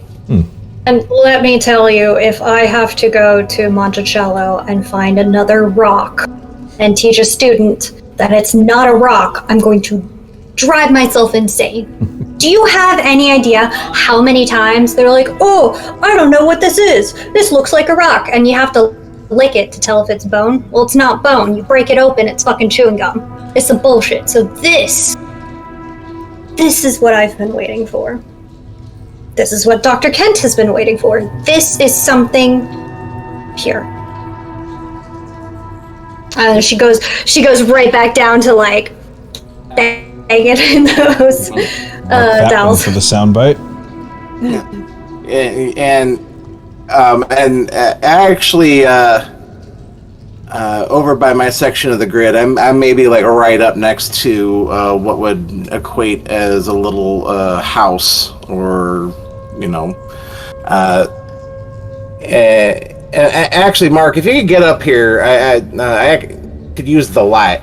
Yeah, sure. And just before that, Lucas, how did we do on our survival roll from a minute ago? That would be 5 successes on that roll, courtesy of that 10 being in a 2. Yeah. Perfect. Spence got 3. So you guys get your camp set up, you double check your gear now that you've got it all down here, blah, blah, blah, blah, blah. And it's when you go to start checking the radios to get radio back up to the 100-meter camp. Spencer is like, hey, I'm just getting static. Are you getting anything? And you're getting some static. Like, it's clear that if you were maybe another 100 meters back up, you'd be able to talk to that 100-meter camp. But down here, you're not getting much of a radio signal.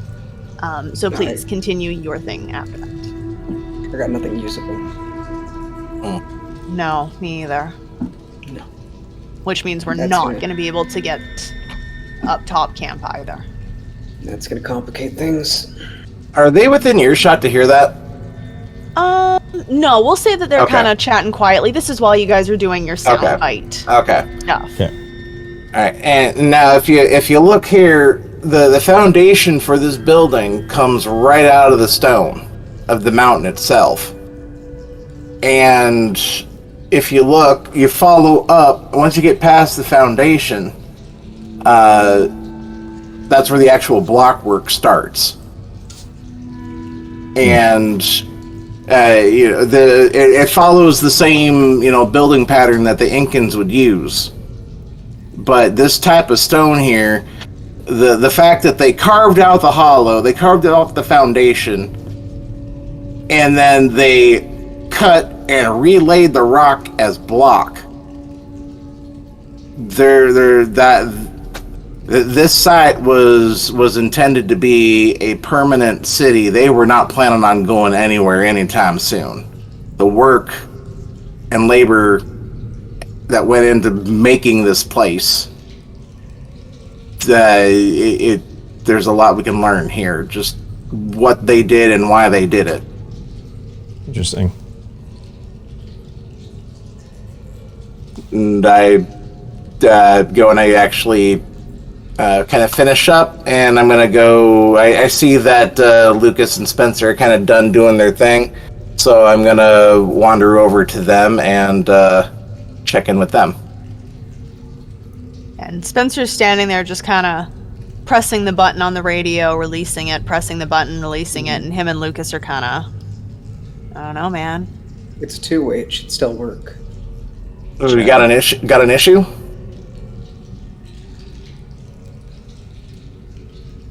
We best laid plans and all of that. Oh, No okay. radio reception up top. It's just kind of weird. Did 100-meter camp. great. Hold on a second. Did we bring any kind of repeater, any kind of amplifier down here?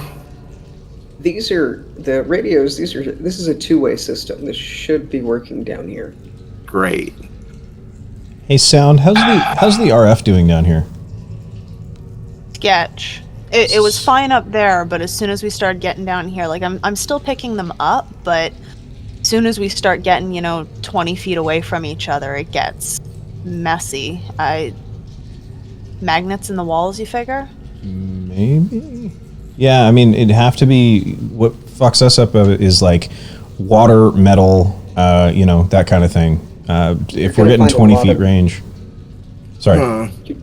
You're going to find a lot of that sort of thing fucking you up down here. In most cave systems, standard walkie-talkies don't work. Obviously, mobile phones don't work.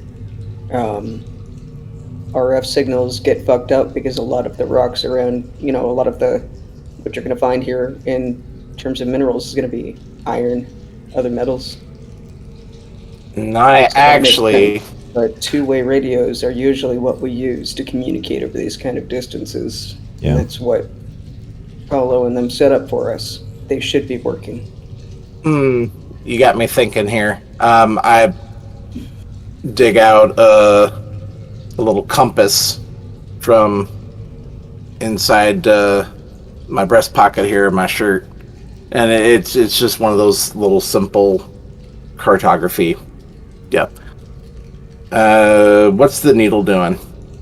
Going nuts. Yeah. Magnetic field? Yeah, big time. Alright. And Sound is like, well, what does that mean?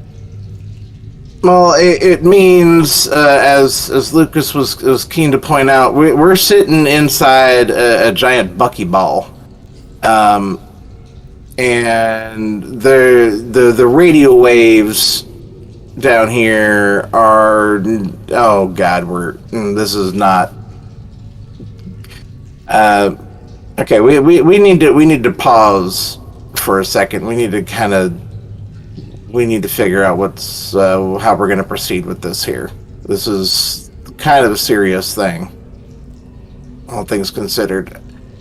Ella, you want to come on over here? Dr. Jones, we need to have a little talk. What's our best effective wandering range right now there, doctors? Can I meander off down the hall, try to get a range measurement, or is that a bad idea? I'll go with them, says Sound. What's up? 2 people. Can we kind of wander off in a general that way direction, try to gauge how far a set of walkies will work? We're sitting inside a lodestone deposit, and our radios up top, it's not going to work. So we're effectively dead in the water down here as far as making contact up above. Great. All right, Ella. Take your sketch. Increase the grids by 10 meters. 10 meters by 10 meters. We'll spread it out. Don't leave the grid area. For now. And okay. And definitely.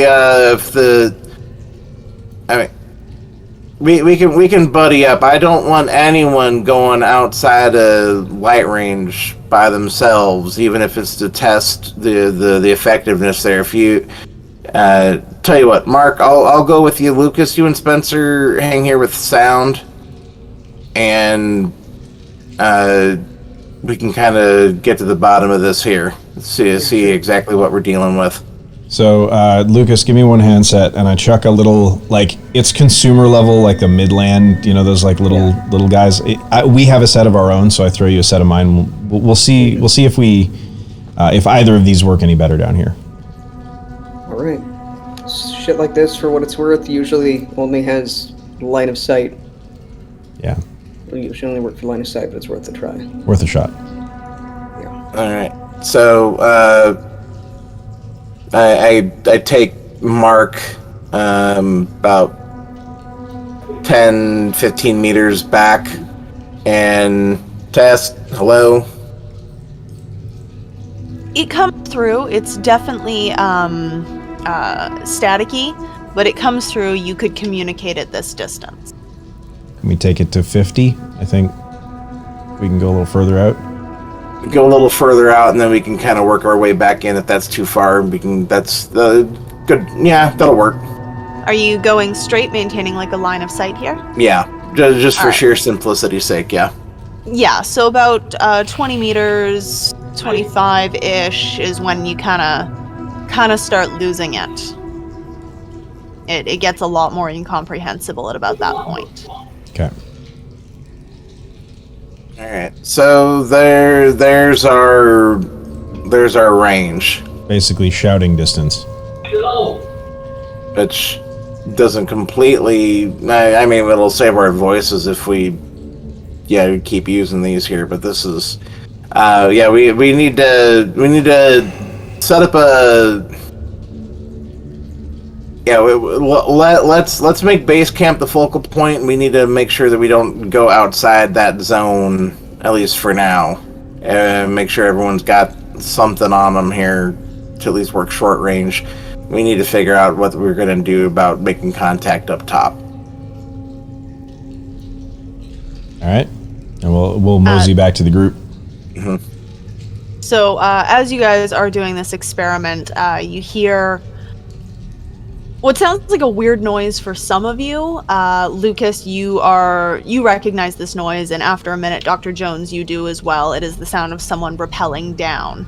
But the way the rope sounds in like the mechanisms really echoes off of the walls here due to the domed nature of where you are. So it sounds for the first few seconds almost like slithering, for the best term. In no way is this startling to you, Lucas. You are familiar with this sound. Yeah. After a second or two, you realize it's the sound of someone coming down, and Paolo touches ground and walks over to the group, kind of shaking his radio at you like, you forget to check in? Try to check in yourself. And it oh, Yeah, that's going to be a problem. we had some trouble with that when we came down here as well. It Heads up on that would be nice. basically seems like straight up and down, as long as you're directly under the hole, you get about 100 meters. We didn't go any further than that. And that's information that would have been relevant before we came down here. Thank you. And Mark's rummaging through his bag and just kind of comes up empty-handed. I only got like 60 feet of BNC. Like I can't make a repeater out of that. We could use the sound bag if we had like a few hundred feet, but yeah. All right. Well, it's not going to be safe for us to continue, at least going too far out. 12-hour check-ins. Yeah, we're down here. We need to... Wait, this is... No. Yeah. Paolo. Base camp checks in with us every 12 hours. Send someone down and back up. Yeah. Can you guys hear us if we shout? Is that like it's up the cavern? Like you should be able to hear us, right? It sounds like yelling, yeah. Like if you make sounds, we'll hear you, but unfortunately in a place like this, there's not a whole lot of difference between we're totally fine and help, help, help. It's fair. Hence a suggestion of 12-hour check-ins. I'll yield to the expert on that one there. It's a large window of time, but descending 200 meters doesn't exactly take a short amount of time either. Neither does ascending. No, ascending's not an easy job. Exactly. So, I wouldn't want to make any of your people have to do that, more than once every 12 hours. What about light signals? Like flashing a light down here? I have RGB LED panels. I could do a green light for good, red light for bad, come down. You should be able to look over the edge and see it, right? If it's at base camp? I mean, they're battery powered, so like they wouldn't last the entire time we're down here. Like how long are we planning to be here? we go up for nighttime? I didn't actually ask you guys. You guys hired us for about a week. No, there's the. We were going to kind of play it by ear. We were going to get everything kind of set up and established, go back up top for the night shift. Okay. And then once we're out of that first day night cycle, after that, just play it by ear, make sure that everyone's getting enough rest and enough calories in them, and just keep going as long as we can until the money runs out and we have to catch our flight back. Okay. Well, I'll just set up the light on battery power if we're only here for the day, and if you see a green light, good. If that's switched to a red light, come get us. Sound good, Paulo? Works for us. It's as good a signal as any. Better than smoke signals. Cool. Yeah, that works for now. And I'll help Mark go about getting everything rigged up here for that. He's got a 2 in technology. He can assist. Oh yeah, with 2 for sure. Mm-hmm. So we'll just set up one of the small light panels and just turn it all the way up and point it kind of up to where the top of the thing was. And while we're doing that, since the doctor's helping me, I'm gonna kind of turn to him and be like, hey, is there really much of a difference between here and up there as far as, like, we'd be more efficient if we crash down here, right? Isn't that... Well, It definitely took you a good bit of time to get down, and it's going to take you a long time to get back up. Well, and that's a valid point there. It's ultimately, I don't know. I mean, if you think it's a good idea to stay down here, I mean, I'll run it up the flagpole with Lucas there, and you know what? It's a good point. It's up to the other people in the group. I'm just okay. Look, I'm not saying I'm afraid of heights, but like the fewer times we rappel down that giant ass rope, I'm sure the happier my team will be. I don't know. And I just sound makes kind of a like, ooh, my ankle, kind of. I give a little bit of side eye to sound there. Yeah, that's a good point. That's a very good point. We'll check it. We'll check that with Lucas and see what Lucas has to say on the matter, and I'm sure he's going to agree with you there that's a waste of calories. Yeah. But and I kind of look at the rope going back up. Yeah, the thought of climbing up that sumbitch right now just does not appeal to me either. I wouldn't mind actually catching a few winks here after we make sure that everything is good to go. Yeah, and these batteries will run for 12 hours continuously. I can turn them on every 30 minutes or so, and then fire them back up. And then, then they get a pretty good... So, as far as our check-in, we've got a lot longer. I don't know if we've got enough food and water to spend 2 nights down here. Yeah, we should have enough. Enough to make at least some good headway, and then we can take stock and see where we sit. Okay. Yeah, it's kind of one of those things where like I'm sure Lucas will agree. It's really easy to come down with gear, but climbing back up is going to be a bitch.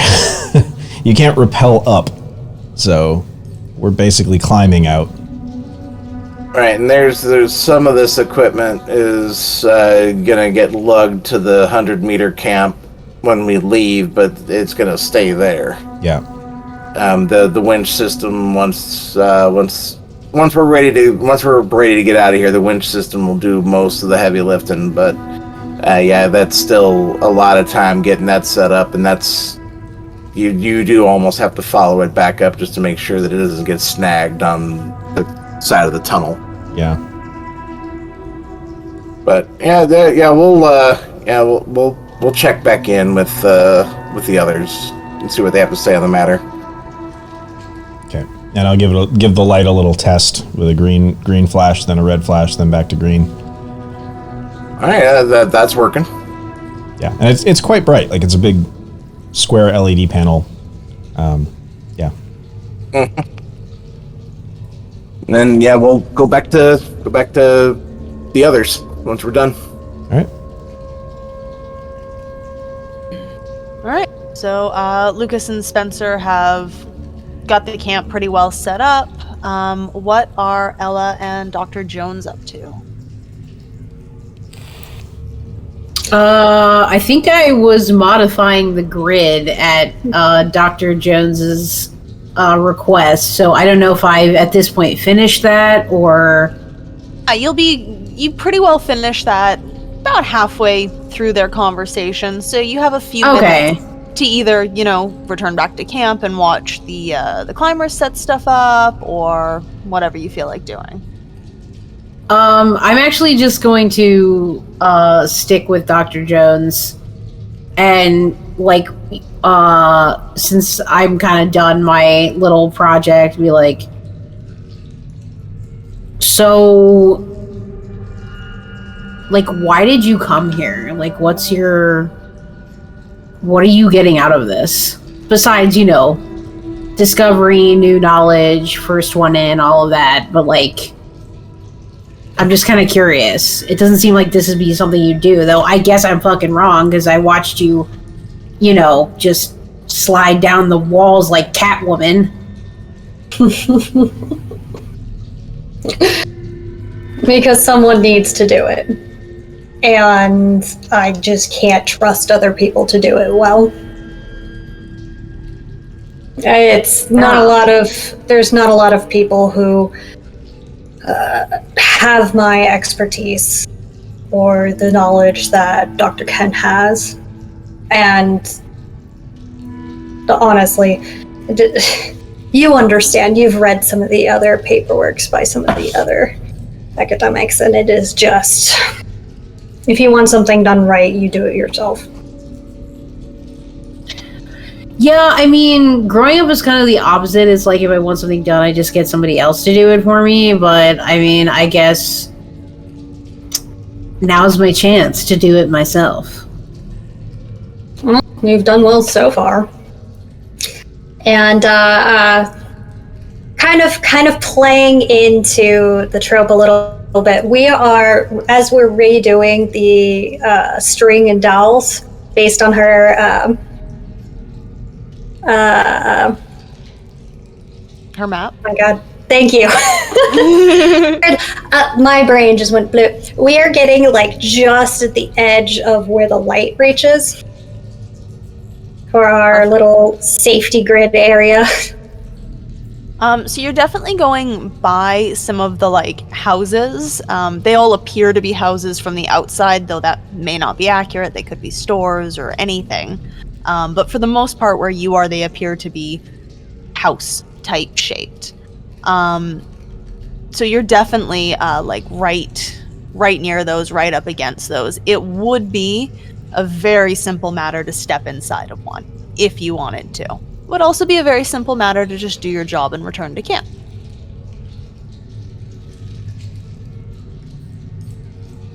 Doing my job.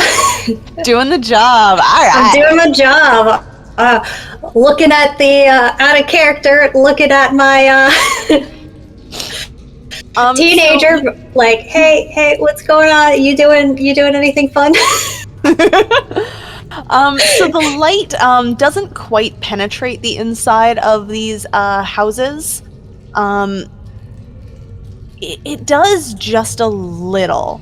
So they only have sort of one door into them, and it's that child's bedroom at night, crack of light that just kind of illuminates the inside, and you can see that on the inside of these walls something has been carved, some kind of pattern or image or something. But there is definitely carvings inside of these houses. You can't make them out with this sliver of light, but you can tell that they're in there.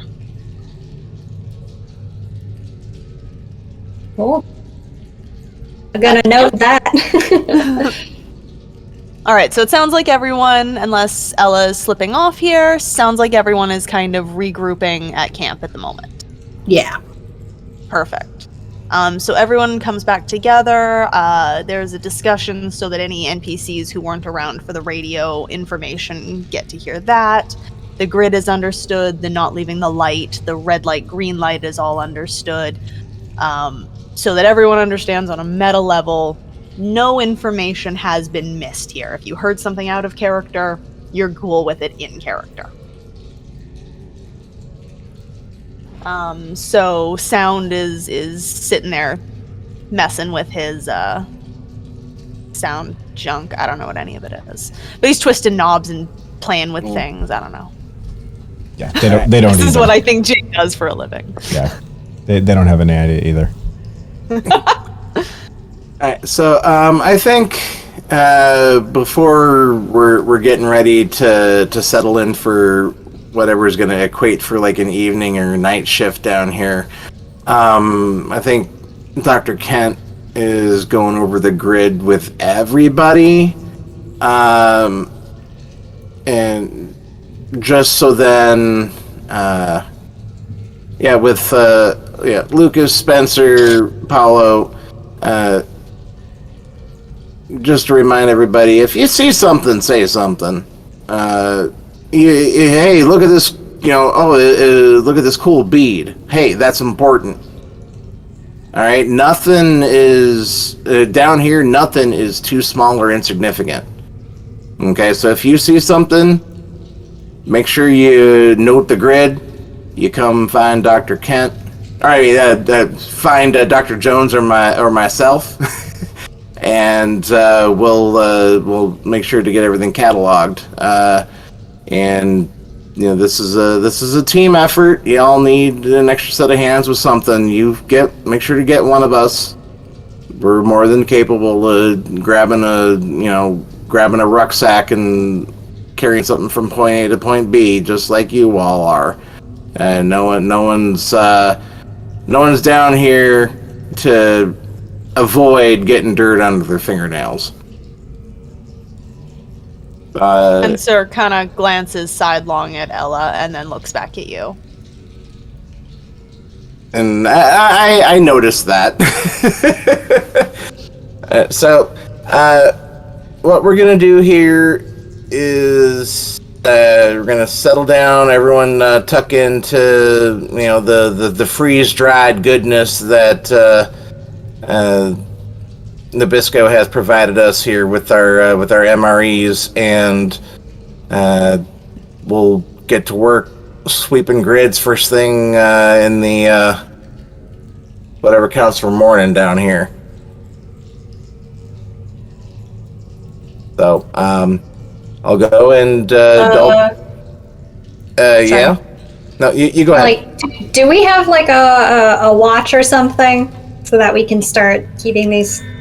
Yeah, you all have like time devices of whatever your professional best choice is. If you like, you can even retcon and say that you guys all, synced up your watches. But Absolutely. for the most part, you did all come in from probably different places around the globe, from different jobs and stuff. So everyone, because everyone here, it makes sense for, as far as I'm concerned, has some kind of watch, satellite watch, timepiece, some kind of something. Yeah. So it is getting on late in the day. I wouldn't say that it's been a hard day without question. You could start checking the grid now if you wanted to. You could also spend some time setting up like watches, like keeping watch, not your watches, which we just talked about. Either one would be a viable option. I would say it's getting on in the night, but it is not yet nighttime. There's still hours of productivity to be had if we wanted to take it. There are a few hours of mild productivity available to you. Yep. I think after Harry got done eating, he probably would have checked in with Dr. Jones and Ella to see if there was anything that they had discovered, but I will definitely yield camera time here. I've been eating it up. I'm willing to let someone else. I need to rest my voice. So everyone is together. You guys can feel free to discuss, what does your characters want to do, or where you're going to go next, anything like that. While Dr. some soothing tea. Ella is gonna take out from her backpack a really old like iPod that's just like loaded to the brim with like your goth staples of The Cure and Ministry, but then some other stuff like her favorite band My Chemical Romance and things like that. So she kind of has like one earphone into this iPod, and she also produces from the backpack this tiny little drone. It's just this 2 or 3 inches. It weighs a couple of grams, and she's just looking at it and just sort of like maybe like looking at a little instruction manual and kind of like turning it over in her hands, like getting really familiar. But has one earphone out so she can like hear if anybody's trying to get her attention. But she's just kind of like inspecting this to deploy it down the line once we really get into it. So she's just doing that, and the others can probably hear her like just like singing a little bit. And you'll notice Mark has kind of appeared over your shoulder. You didn't really realize how quiet he was able to be, but it was definitely he's appeared over your shoulder, and is holding out his hand. I was like, "Hey, give me the iPod." Okay. So she'll hand him the iPod. And he takes a little jumper jack and plugs it into like a portable speaker and puts it up on top of his kit and puts that down. And immediately the thing you hear out of the speaker is, "What's the worst thing I could say? Things are better if I stay." Like, This is high school? Nice. So My Chemical Romance is now echoing through this 600-year-old untouched Bless. Incan I'm just picturing us jumping to the wide shot with like the tiny little light in the background and like the as it's like echoing down the cavern. Yeah, it's a very cinematic, the like camera going down the caverns away from you guys as the music chases towards something in the dark. Yeah, nice. Ooh yeah. Very nice. Ooh yeah. So that's cute. The drone. Wait, is it pink? I'm just like I imagine it's pink. Okay, so with the drone, you're saying? all right. I was trying to be like, okay, I don't know. Like I heard broom because I couldn't hear it. I'm like, Oh, okay. Sorry, I didn't know what. You said drone. Yeah. It's Okay, a drone. I was like, all right, I'm not crazy that you didn't actually have a tiny broom in your hand. I kind of like that She's for a whatever miniature reason, though. witch. She's a spooky like a- lady. Just like Jesus. That's canonical now. I had a tiny little a broom. tiny And bird. I You have have a like little Harry Potter cauldron. toy with you. I do. Oh my god, I do. You have a tiny cauldron. You have that and a drone. Yeah. Okay, cool. Tiny broom, just in case. And so, yeah, you kind of, I mean, I saw it online. There's like this huge subculture of people that like fly these around and like race them and like do light shows. But yeah, it's just got like a little camera. It's not like super HD or anything, and like a little light. But I figured it'd be good down here and for like tiny little spaces that maybe it's not good for us to like reach into. So Do you have a light on it? yeah. Oh, okay, cool. Be right back. And he fucks off for a Okay. couple minutes and comes back with like a big ass pelican case, like it was the one that he had over his back on the way down. And clomps it down, and it makes that sound like really heavy, expensive shit makes when it hits the ground. Pops it open, and there's 3 drones laid out side by side, and he kind of points to each of them. They've got this, and so as he pulls it out, he does this little deploy fold-out thing. You can see this like hexagonal cage around it with like aluminum and 3D printed components, and he holds it up. and it's like, it's not like huge, but it's a lot bigger than yours. I was like, so this is a drone that I modified specifically for caving. Well, is this how it feels like when you're a beta male and some alpha Chad walks in the room and you're just like, ugh. Hey, well, Does this make me feel? I mean, this is the first time. this out. It's an attempt to commiserate, but if you want to take it like that, you're into drones, I'm into drones. Yeah, listen, I get it. I'm just fucking with you. No, that is extremely cool, and I'm sure, more useful than this thing. But who knows? Maybe there's a tiny little crack somewhere this needs to go through, and its little time will come. If you want, you can use your drone and you can chase my drone, and we can get some action shots for that. That sounds cool as fuck. Yeah. Definitely want to do that. I like that. Nice. Yeah, and then this one. Sound very quietly says, it's not the size, it's how you use it.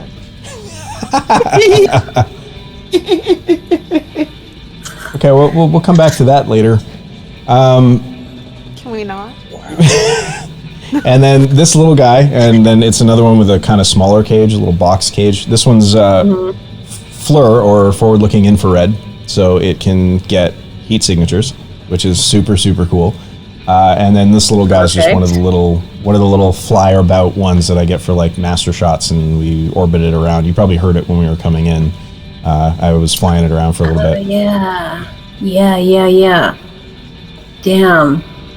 Shit, I'll have to tell my dad about it. Maybe I can get one next time.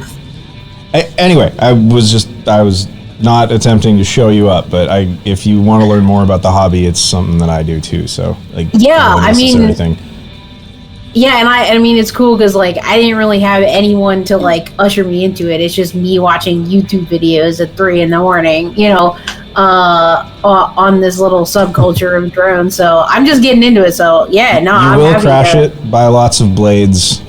This is a perfect price point to fuck up a whole bunch. So, yeah. Yeah, definitely. I was actually surprised at how cheap it was. It's nothing. I can believe it. Yeah, they're getting cheaper as more people want to be able to harass people in parks. Yeah, I can see that. And then the next song that comes on is from the band From First to Last. I don't know if anybody remembers that. That was Sonny, who became Skrillex. He was in this screamo type of band, and it's a song. It's a super over the top song about killing somebody and wearing their suit and pretending to be them. And it's just really, the vocals are really wild, and it probably sounds kind of annoying or bad in this cave.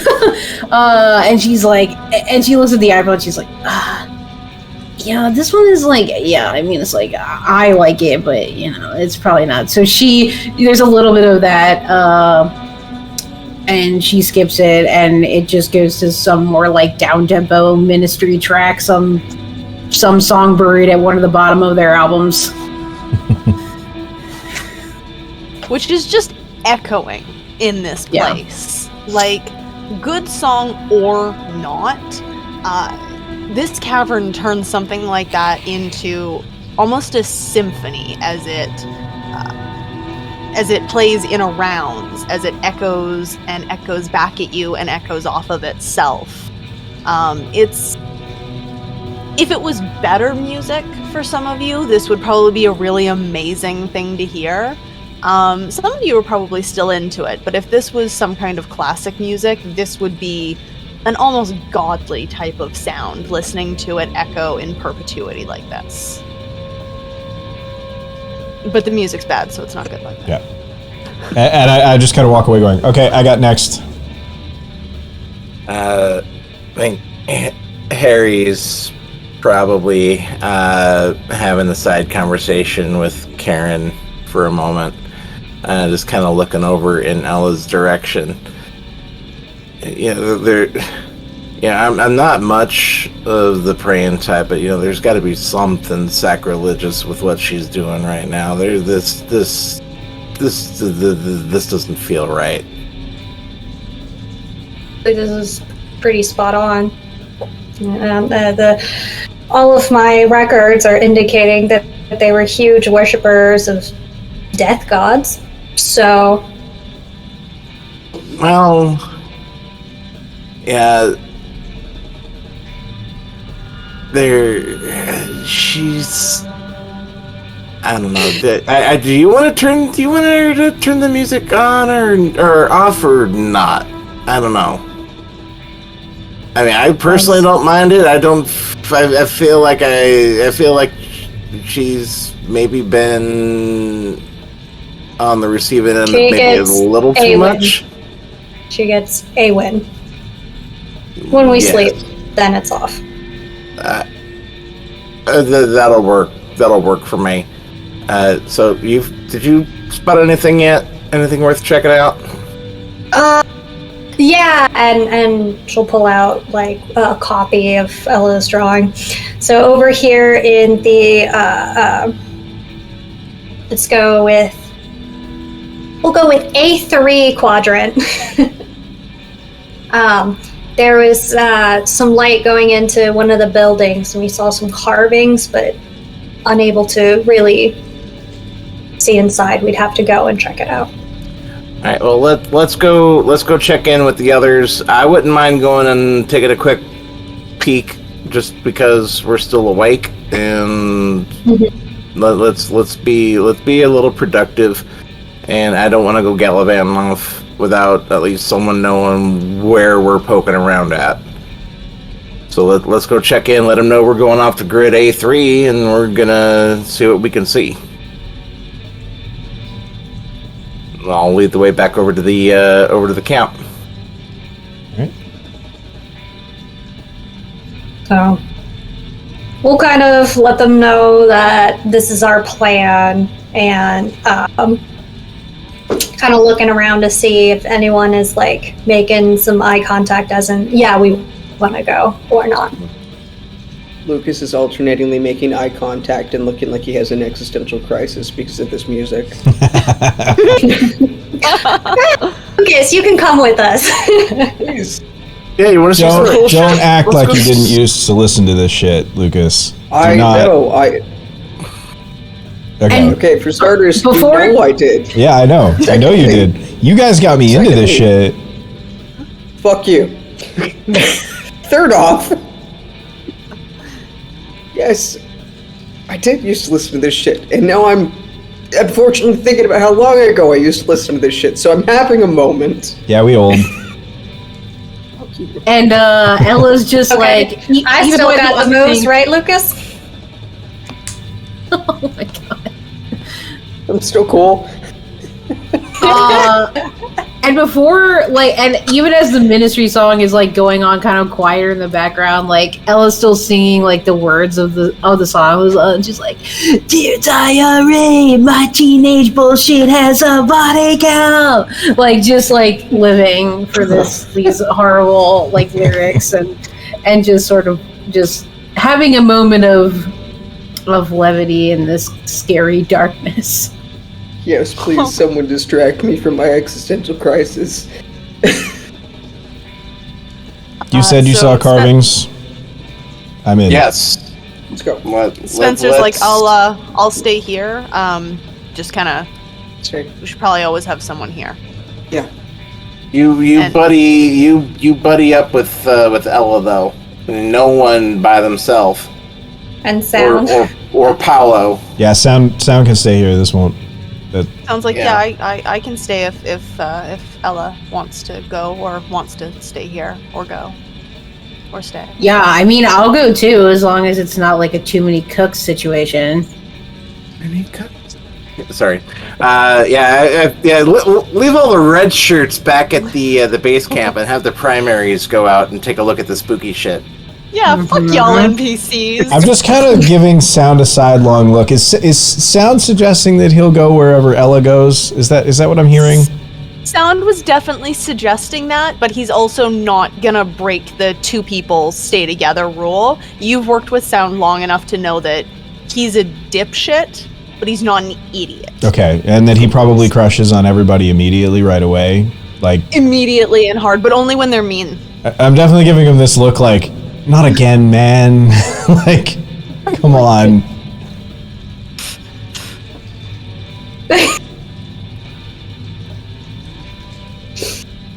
So we'll go check out section A3. All right. All right. So, off go the PCs to have an adventure. Yay. Bye, NPCs. Bye, We come back to a pile of corpses. Oh no. Yeah, let's leave the NPCs where we just left. A lot of sound. Yeah. To be fair, are you turning the music off before you go? We'll probably save batteries, yeah. That's probably Okay. Yeah, I was gonna turn it off before we explored. Yeah. That's So probably there's a good moment idea. where the sound goes off. Not sound. There's a moment where the music goes off, and the music doesn't go off for a second because of just how much it's echoing. It does eventually fade away, but it's almost like it's not as quiet down here as it was when you landed now. And that's probably because it's still echoing around caverns that you can't possibly see, that you can't possibly find.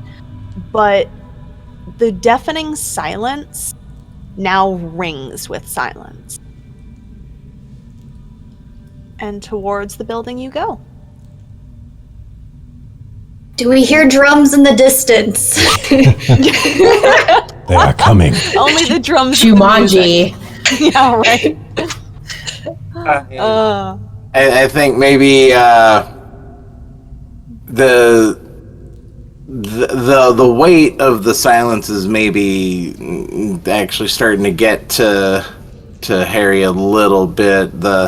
There's that sense where is this tinnitus or is this there's that presence of no sound that you can almost feel. Exactly. Oh, this is. You know, it wouldn't be a bad idea to eventually get some sonar down here and maybe do some acoustic mapping. Way ahead of you. idea. I got LiDAR. We haven't talked about it yet, but I brought LiDAR with me. Oh, you are a godsend. Yeah. All right. So you guys make your way towards grid A3, I believe we called it. Mm-hmm. A fabulous name. So you have your headlamps, you have your flashlights, you have all that kind of stuff. Are you bringing any kind of like stationary light, or is everyone just kind of bringing their handhelds for this small Handhelds. sojourn? Yeah, probably handhelds. Yeah. Headlamp, Awesome. camera lamp, which is brighter than the other lamps. Between the five of you, you'll illuminate it pretty easily with headlamps and flashlights and so on and so forth.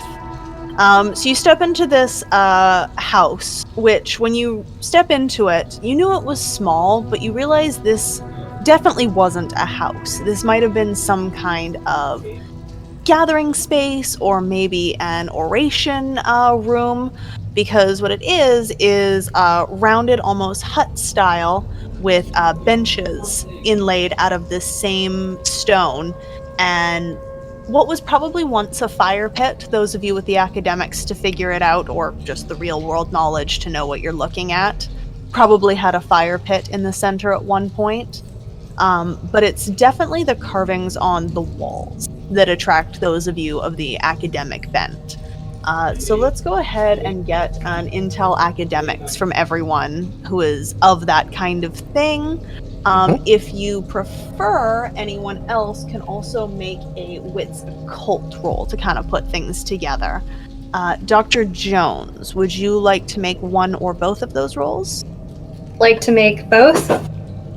I would like to do a mythological deities occult roll and a ancient cultures academics roll. They're both the same roll. Perfect. So got- I can do intelligence and academics and wits and occult if I want to. I can make both. If you have dots in occult, you can. If you don't have any Oh, dots I in do. occult, then I'm just stick with spooky. your wits academic. Okay, I'm gonna roll that too. 2 on the wits occult. Perfect. Dr. Wow. Jones, you got 5 on your academics, and you got another 5 on your occult. Word. I did. Oh, What are you rolling? Are you occult 6 or on wits occult. Yeah, I'm not an academic, but I am an occult nerd. Okay. I got 4 on my academics and 3 on my occult. Perfect. I forgot how many of y'all were spooky. yeah, I got 5 and 5. Much spook. Perfect. Whoop. So Protege. yeah, right? Oh, surely this will end well for you Oh, guys. yeah, great. So academics rolls, because everyone rolled at least a 4, it sounds like, for those of you who are of the academic bent. These are definitely carvings of the Incan era. Everything matches up with kind of what you'd expect in terms of tool markings, in terms of even the height of the building, with how tall they would have been back then. Everything academically matches up with what you would expect. And then I believe everyone here got at least a 3 on their occult, was it? Mm-hmm. 2? Okay. So you won't catch this quite as well as everyone else, but you're going to catch some of it.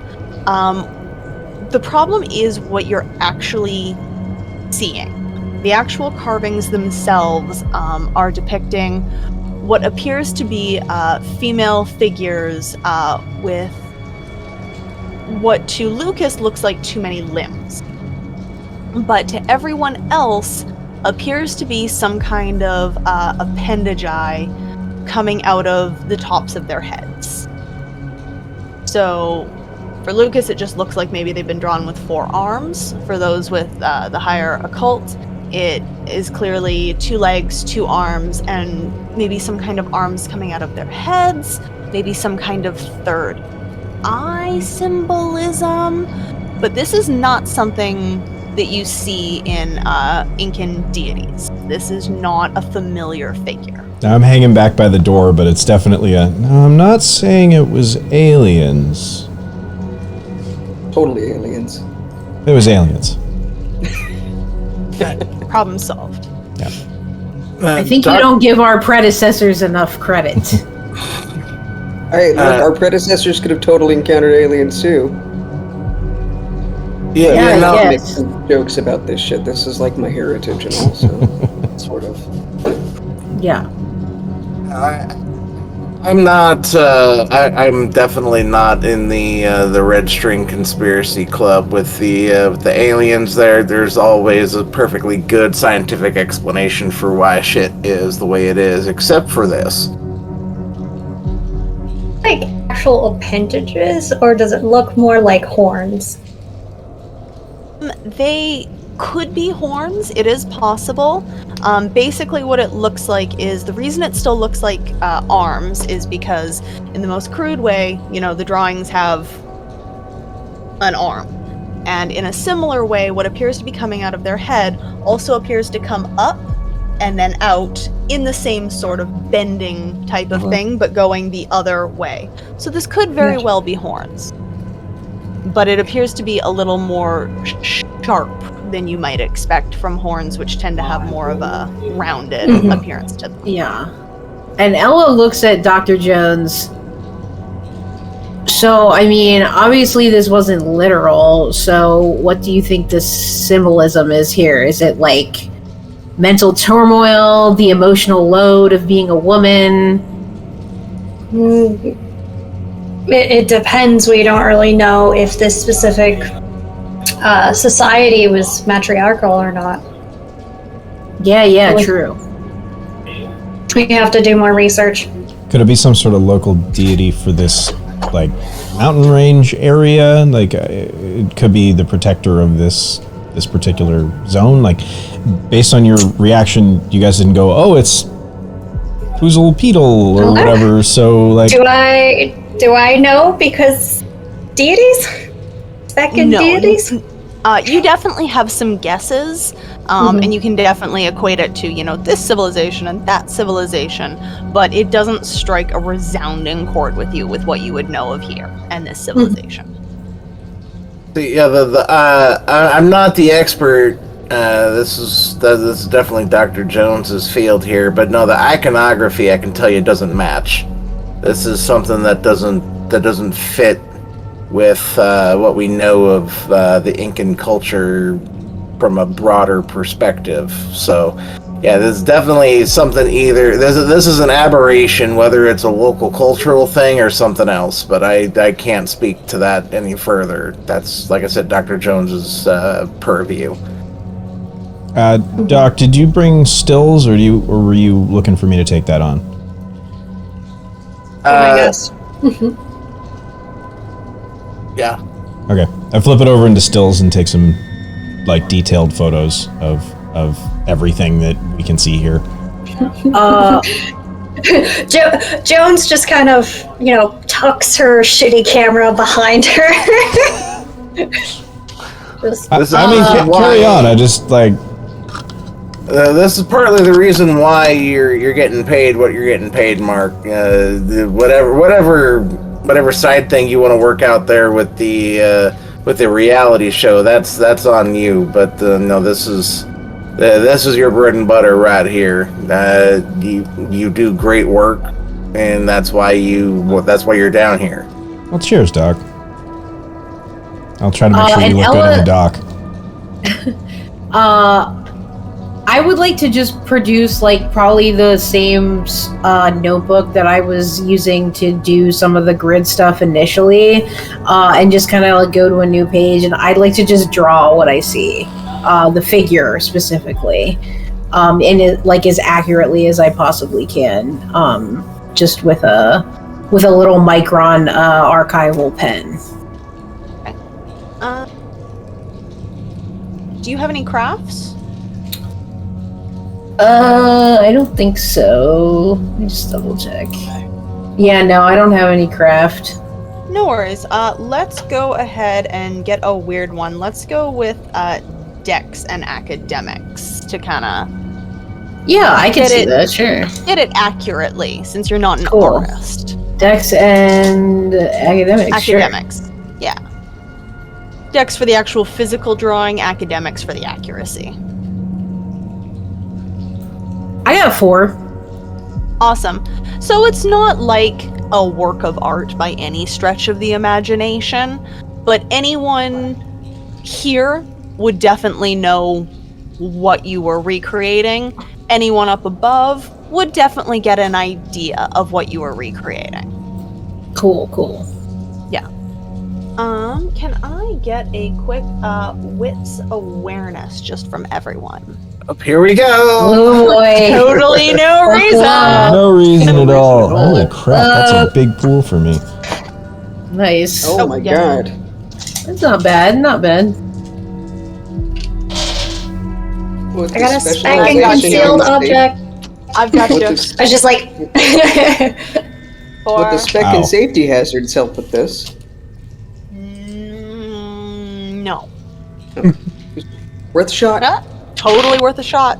Gambling chthonic horror does technically count. Yeah, a Cthulhu monster 7? is an I kid you OSHA not. violation. You got 7? It's the same size. Tease it before it happens. Same size as my pool, but I rolled 2 10s, so There you go. yeah.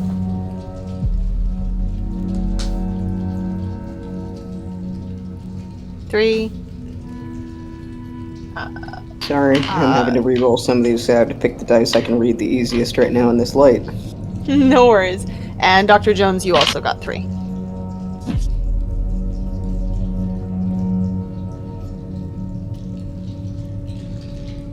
That is 6. Okay. So it takes a minute. Definitely Lucas and Mark are the first ones to notice it. The ground you're walking on doesn't feel even. It doesn't quite feel firm under your feet. You didn't notice at first because, of course, being a natural location, the ground kind of roils. But in here, in this building where you are, you sort of realize that under your feet, it's worse than the regular up and down of a natural floor.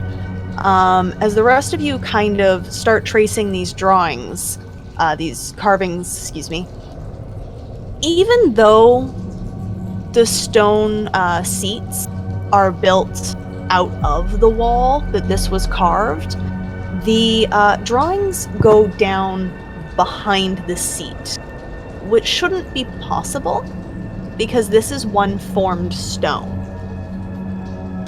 Would you two like to do anything about this floor? Inspect it at all, or just say fuck it? I think I'm going to call attention to it. I imagine by blind dumb luck the reason I notice it is because it's throwing off my stance. So I'm taking photos and I'm kind of like, the fuck? So like I'm just going to chuck the light down to it and be like, what the hell is on the floor? Kind of like one of those.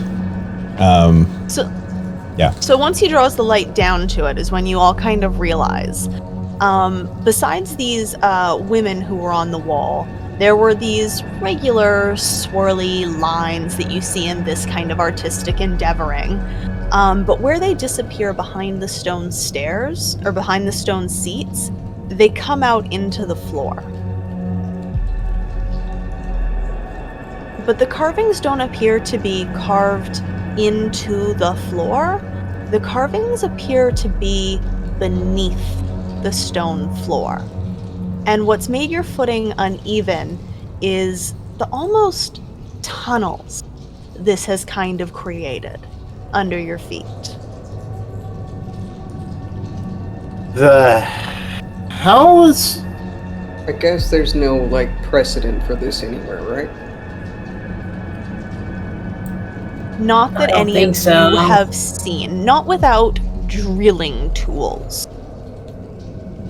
Is there an actual, like, I think Harry's gonna start taking a closer look at the floor itself. Is there an actual, like, recognizable pattern or geometric, like, fractal design to this? Like, is there rhyme or reason to how this is the way it is, or does it appear, like, naturally random? What are your academic specialties in again? Geology. Geology? Yeah, go ahead and take a roll on some Intel academics here. Okay. But your specialty is not going to apply because it's I'm definitely stretching you a little bit. Gotcha. Okay.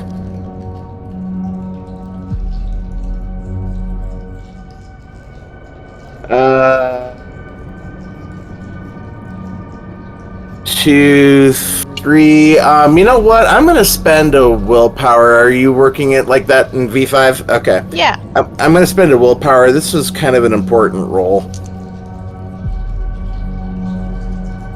4 successes. 4 successes? Yep. This is familiar. This is familiar to you, and you feel like it's right on the tip of your tongue where you've seen this before or what this is. It's not something you can call to mind immediately, but with some thought on it, perhaps a sleep on it, you're fairly confident that you'll be able to put together where it is you saw this. And I'm gonna also point that out to the group in general. Like, there's something familiar about how this is done. I'm having a hard time placing my finger on it. It's just one of those random scraps of trivia that you just pick up over the course of doing what we all do, I guess. But I don't know if anyone's got any input on this. I'm gonna have to look on this further. Maybe do some extra thinking. I don't know. Has anyone got any insight on this? I don't know. Okay. Yeah, there's something definitely. I'm gonna have this. I'm gonna have this sussed out, but this might be relevant. Did the little tunnels go towards the fireplace? Do they spiral towards the fireplace? Not exactly. They don't spiral towards the fireplace. There are definitely some that go towards it, but it appears to be a little more random than that. It almost seems to be more about covering the distance with the least amount of tunneling, is more what it looks like. I'm definitely going to step off of this stuff and kind of back away, because, like, it's definitely, whatever it is, it deserves study, and I don't want to bork anything for the science people. So I'm definitely, like, as soon as I see it, I'm just going to step back to some bare stone. Yeah, I will also do likewise. Yeah, I want to do that too. Dr. Jones, are you also stepping off of it? Yeah. Okay. I'm gonna stare at it a little bit longer, but when everyone else leaves, I leave. Alright, so that's sort of where we'll start bringing things to a close. So, Dr. Kent, you are so confident you know what this is. Like, you feel like if you could just, maybe if you had your books, maybe if you had your office, you could put this together, but it's just not coming to you. Lucas, you also kind of almost sort of feel like maybe you've seen this before, but you're definitely not as close as Dr. Kent. But as you're kind of walking away and glancing at it, you're like, no, I got nothing. Nature photography with Trivia Master merit? Anything spring in there? Sure, yeah. Go ahead and roll your, I guess, Intel Academics. And then Yeah, it's not a Trivia great Master roll, gives you. but I can roll that. Let's hope for 10s, like a lot of 10s. Do you have survival? I do. Go ahead and do your survival then instead, your Intel survival. Intel survival? Okay. Yeah. Oh, wow. 4 with a specialization in improvised shelters. That's probably not what this is. That does not help you. That's a little bit better of a roll.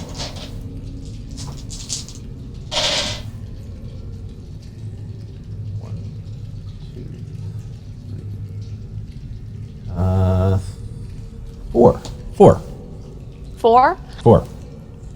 You're also close. Okay. It's such a weird thing in such a weird place that whatever it is you're trying to think of, your brain is just not making this connection for you. It's too much of an oddity. So with all of this having happened, you guys go back to the camp. To everyone's great surprise, Spencer and Sound are still alive. Yeah, I'm a little surprised. They have got the sleeping bags all rolled out. At some point during the course of this, which we kind of glossed over, Paolo went back up to the 100-meter camp. You guys still have your every 12-hour plan. You still have your lights. And everyone starts getting ready to settle in for the night. The decision seemed to be that we were all going to stay down here for the night, which makes sense because it is a rough journey back up, and it's not an easy journey down in the first place. So you've got your lights. You are not alone in the dark here. This is... The day was hard, but these discoveries are monumentous. You haven't found proof that this is Vilcabamba for sure, but regardless of that, this is the kind of find that makes careers. This is the sort of discovery that puts your name among the Carters and the Leakeys and the Evans. And it's also the sort of discovery that wipes every ounce of strength from your body. And it's not until the last flashlight is extinguished and you're alone with just your ambient light that you start to hear it. There's movement. And for a minute, you almost wonder if Paolo's coming back down on the rope. Because at first it's so subtle that it might have been the sound of someone nearby shifting. It has that almost fabric on fabric sound to it. But the sound doesn't stop, and it doesn't cease, and it doesn't quiet. It seems to be coming from all around you, above you and beneath you and on every side. This rolling, roiling, endless noise of something moving. And that's where we're going to bring it to an end for tonight. Yay! I want to thank all of my players for joining me. I want to thank the audience for coming by. I'm really excited to continue this story. So let's go ahead and do some outros in, we'll do them in the reverse order. So Jay, you are up first. Yeah, maybe come back to me because I haven't done the streaming outro before. I'm not sure what the requirement is. It's Ella. Sure. Hi, my name's Sara. I played Ella. You can find me on Twitter at MC Diabetes. I'm a creative partner at Martlet Games. We have a lot of stuff in production right now, so please just follow our Twitter to stay updated on that. And you can find me on this very channel as part of the Saturday Vampire Takeover. I'm in Delve into Darkness. We're in our second season. Might be some time slot changes, but it's a whole day of Vampire starting at 2 p.m. Eastern. I'm an Eastern baby, so it starts then, and then it goes all the way Vancouver adjacent, Delves, and then Philly by night over on Rolling D's 20. So just join us for a Saturday of Vampire, and then I'm also here on Vancouver by night on Sunday for the D&D game Phandalin by night, kind of a nod to the vampire nature of the Vancouver channel. And that's at 5 p.m. Eastern. So join us there. It's my first long-running D&D campaign, so kind of new eyes on the D&D 5e. I've barely played it, so come check that out. And thanks so much for having me. Looking forward to the rest of this.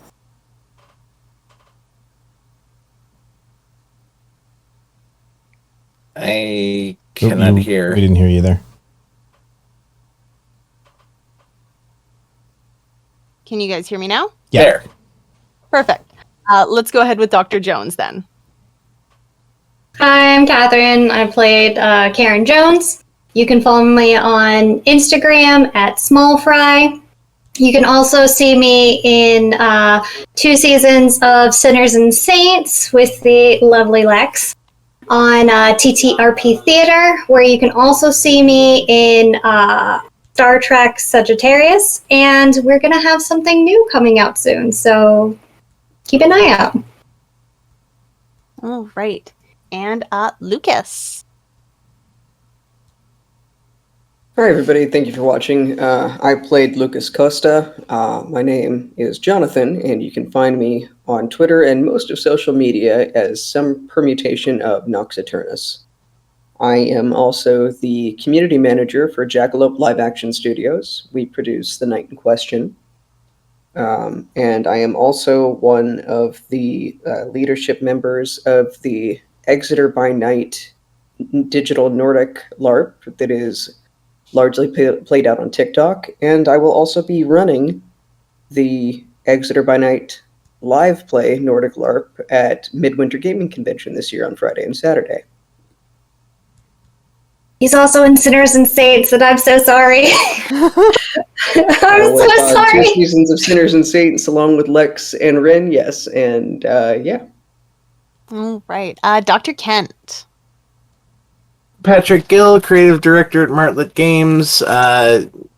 Like Sara said, we've got tons of shows in production or various stages thereof.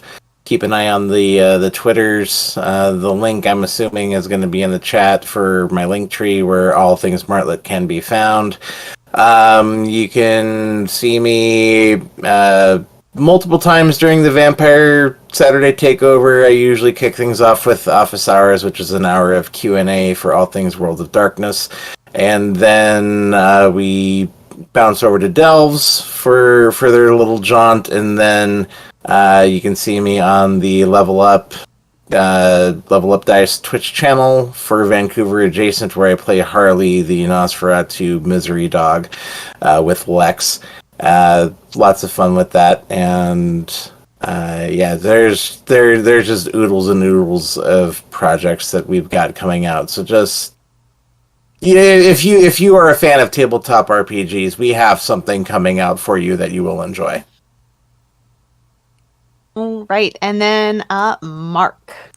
Hi, I'm Jay. I played Mark the Documentarian. You can find me at Sounds of 604 on Instagram. I don't get to do the streaming thing, although I've been peripherally involved with like some of the promo material for Sinners and Saints and a couple of the other projects. And I'll be doing the tech on this one too. I love Thank hearts you. all around. I love it. It is amazing.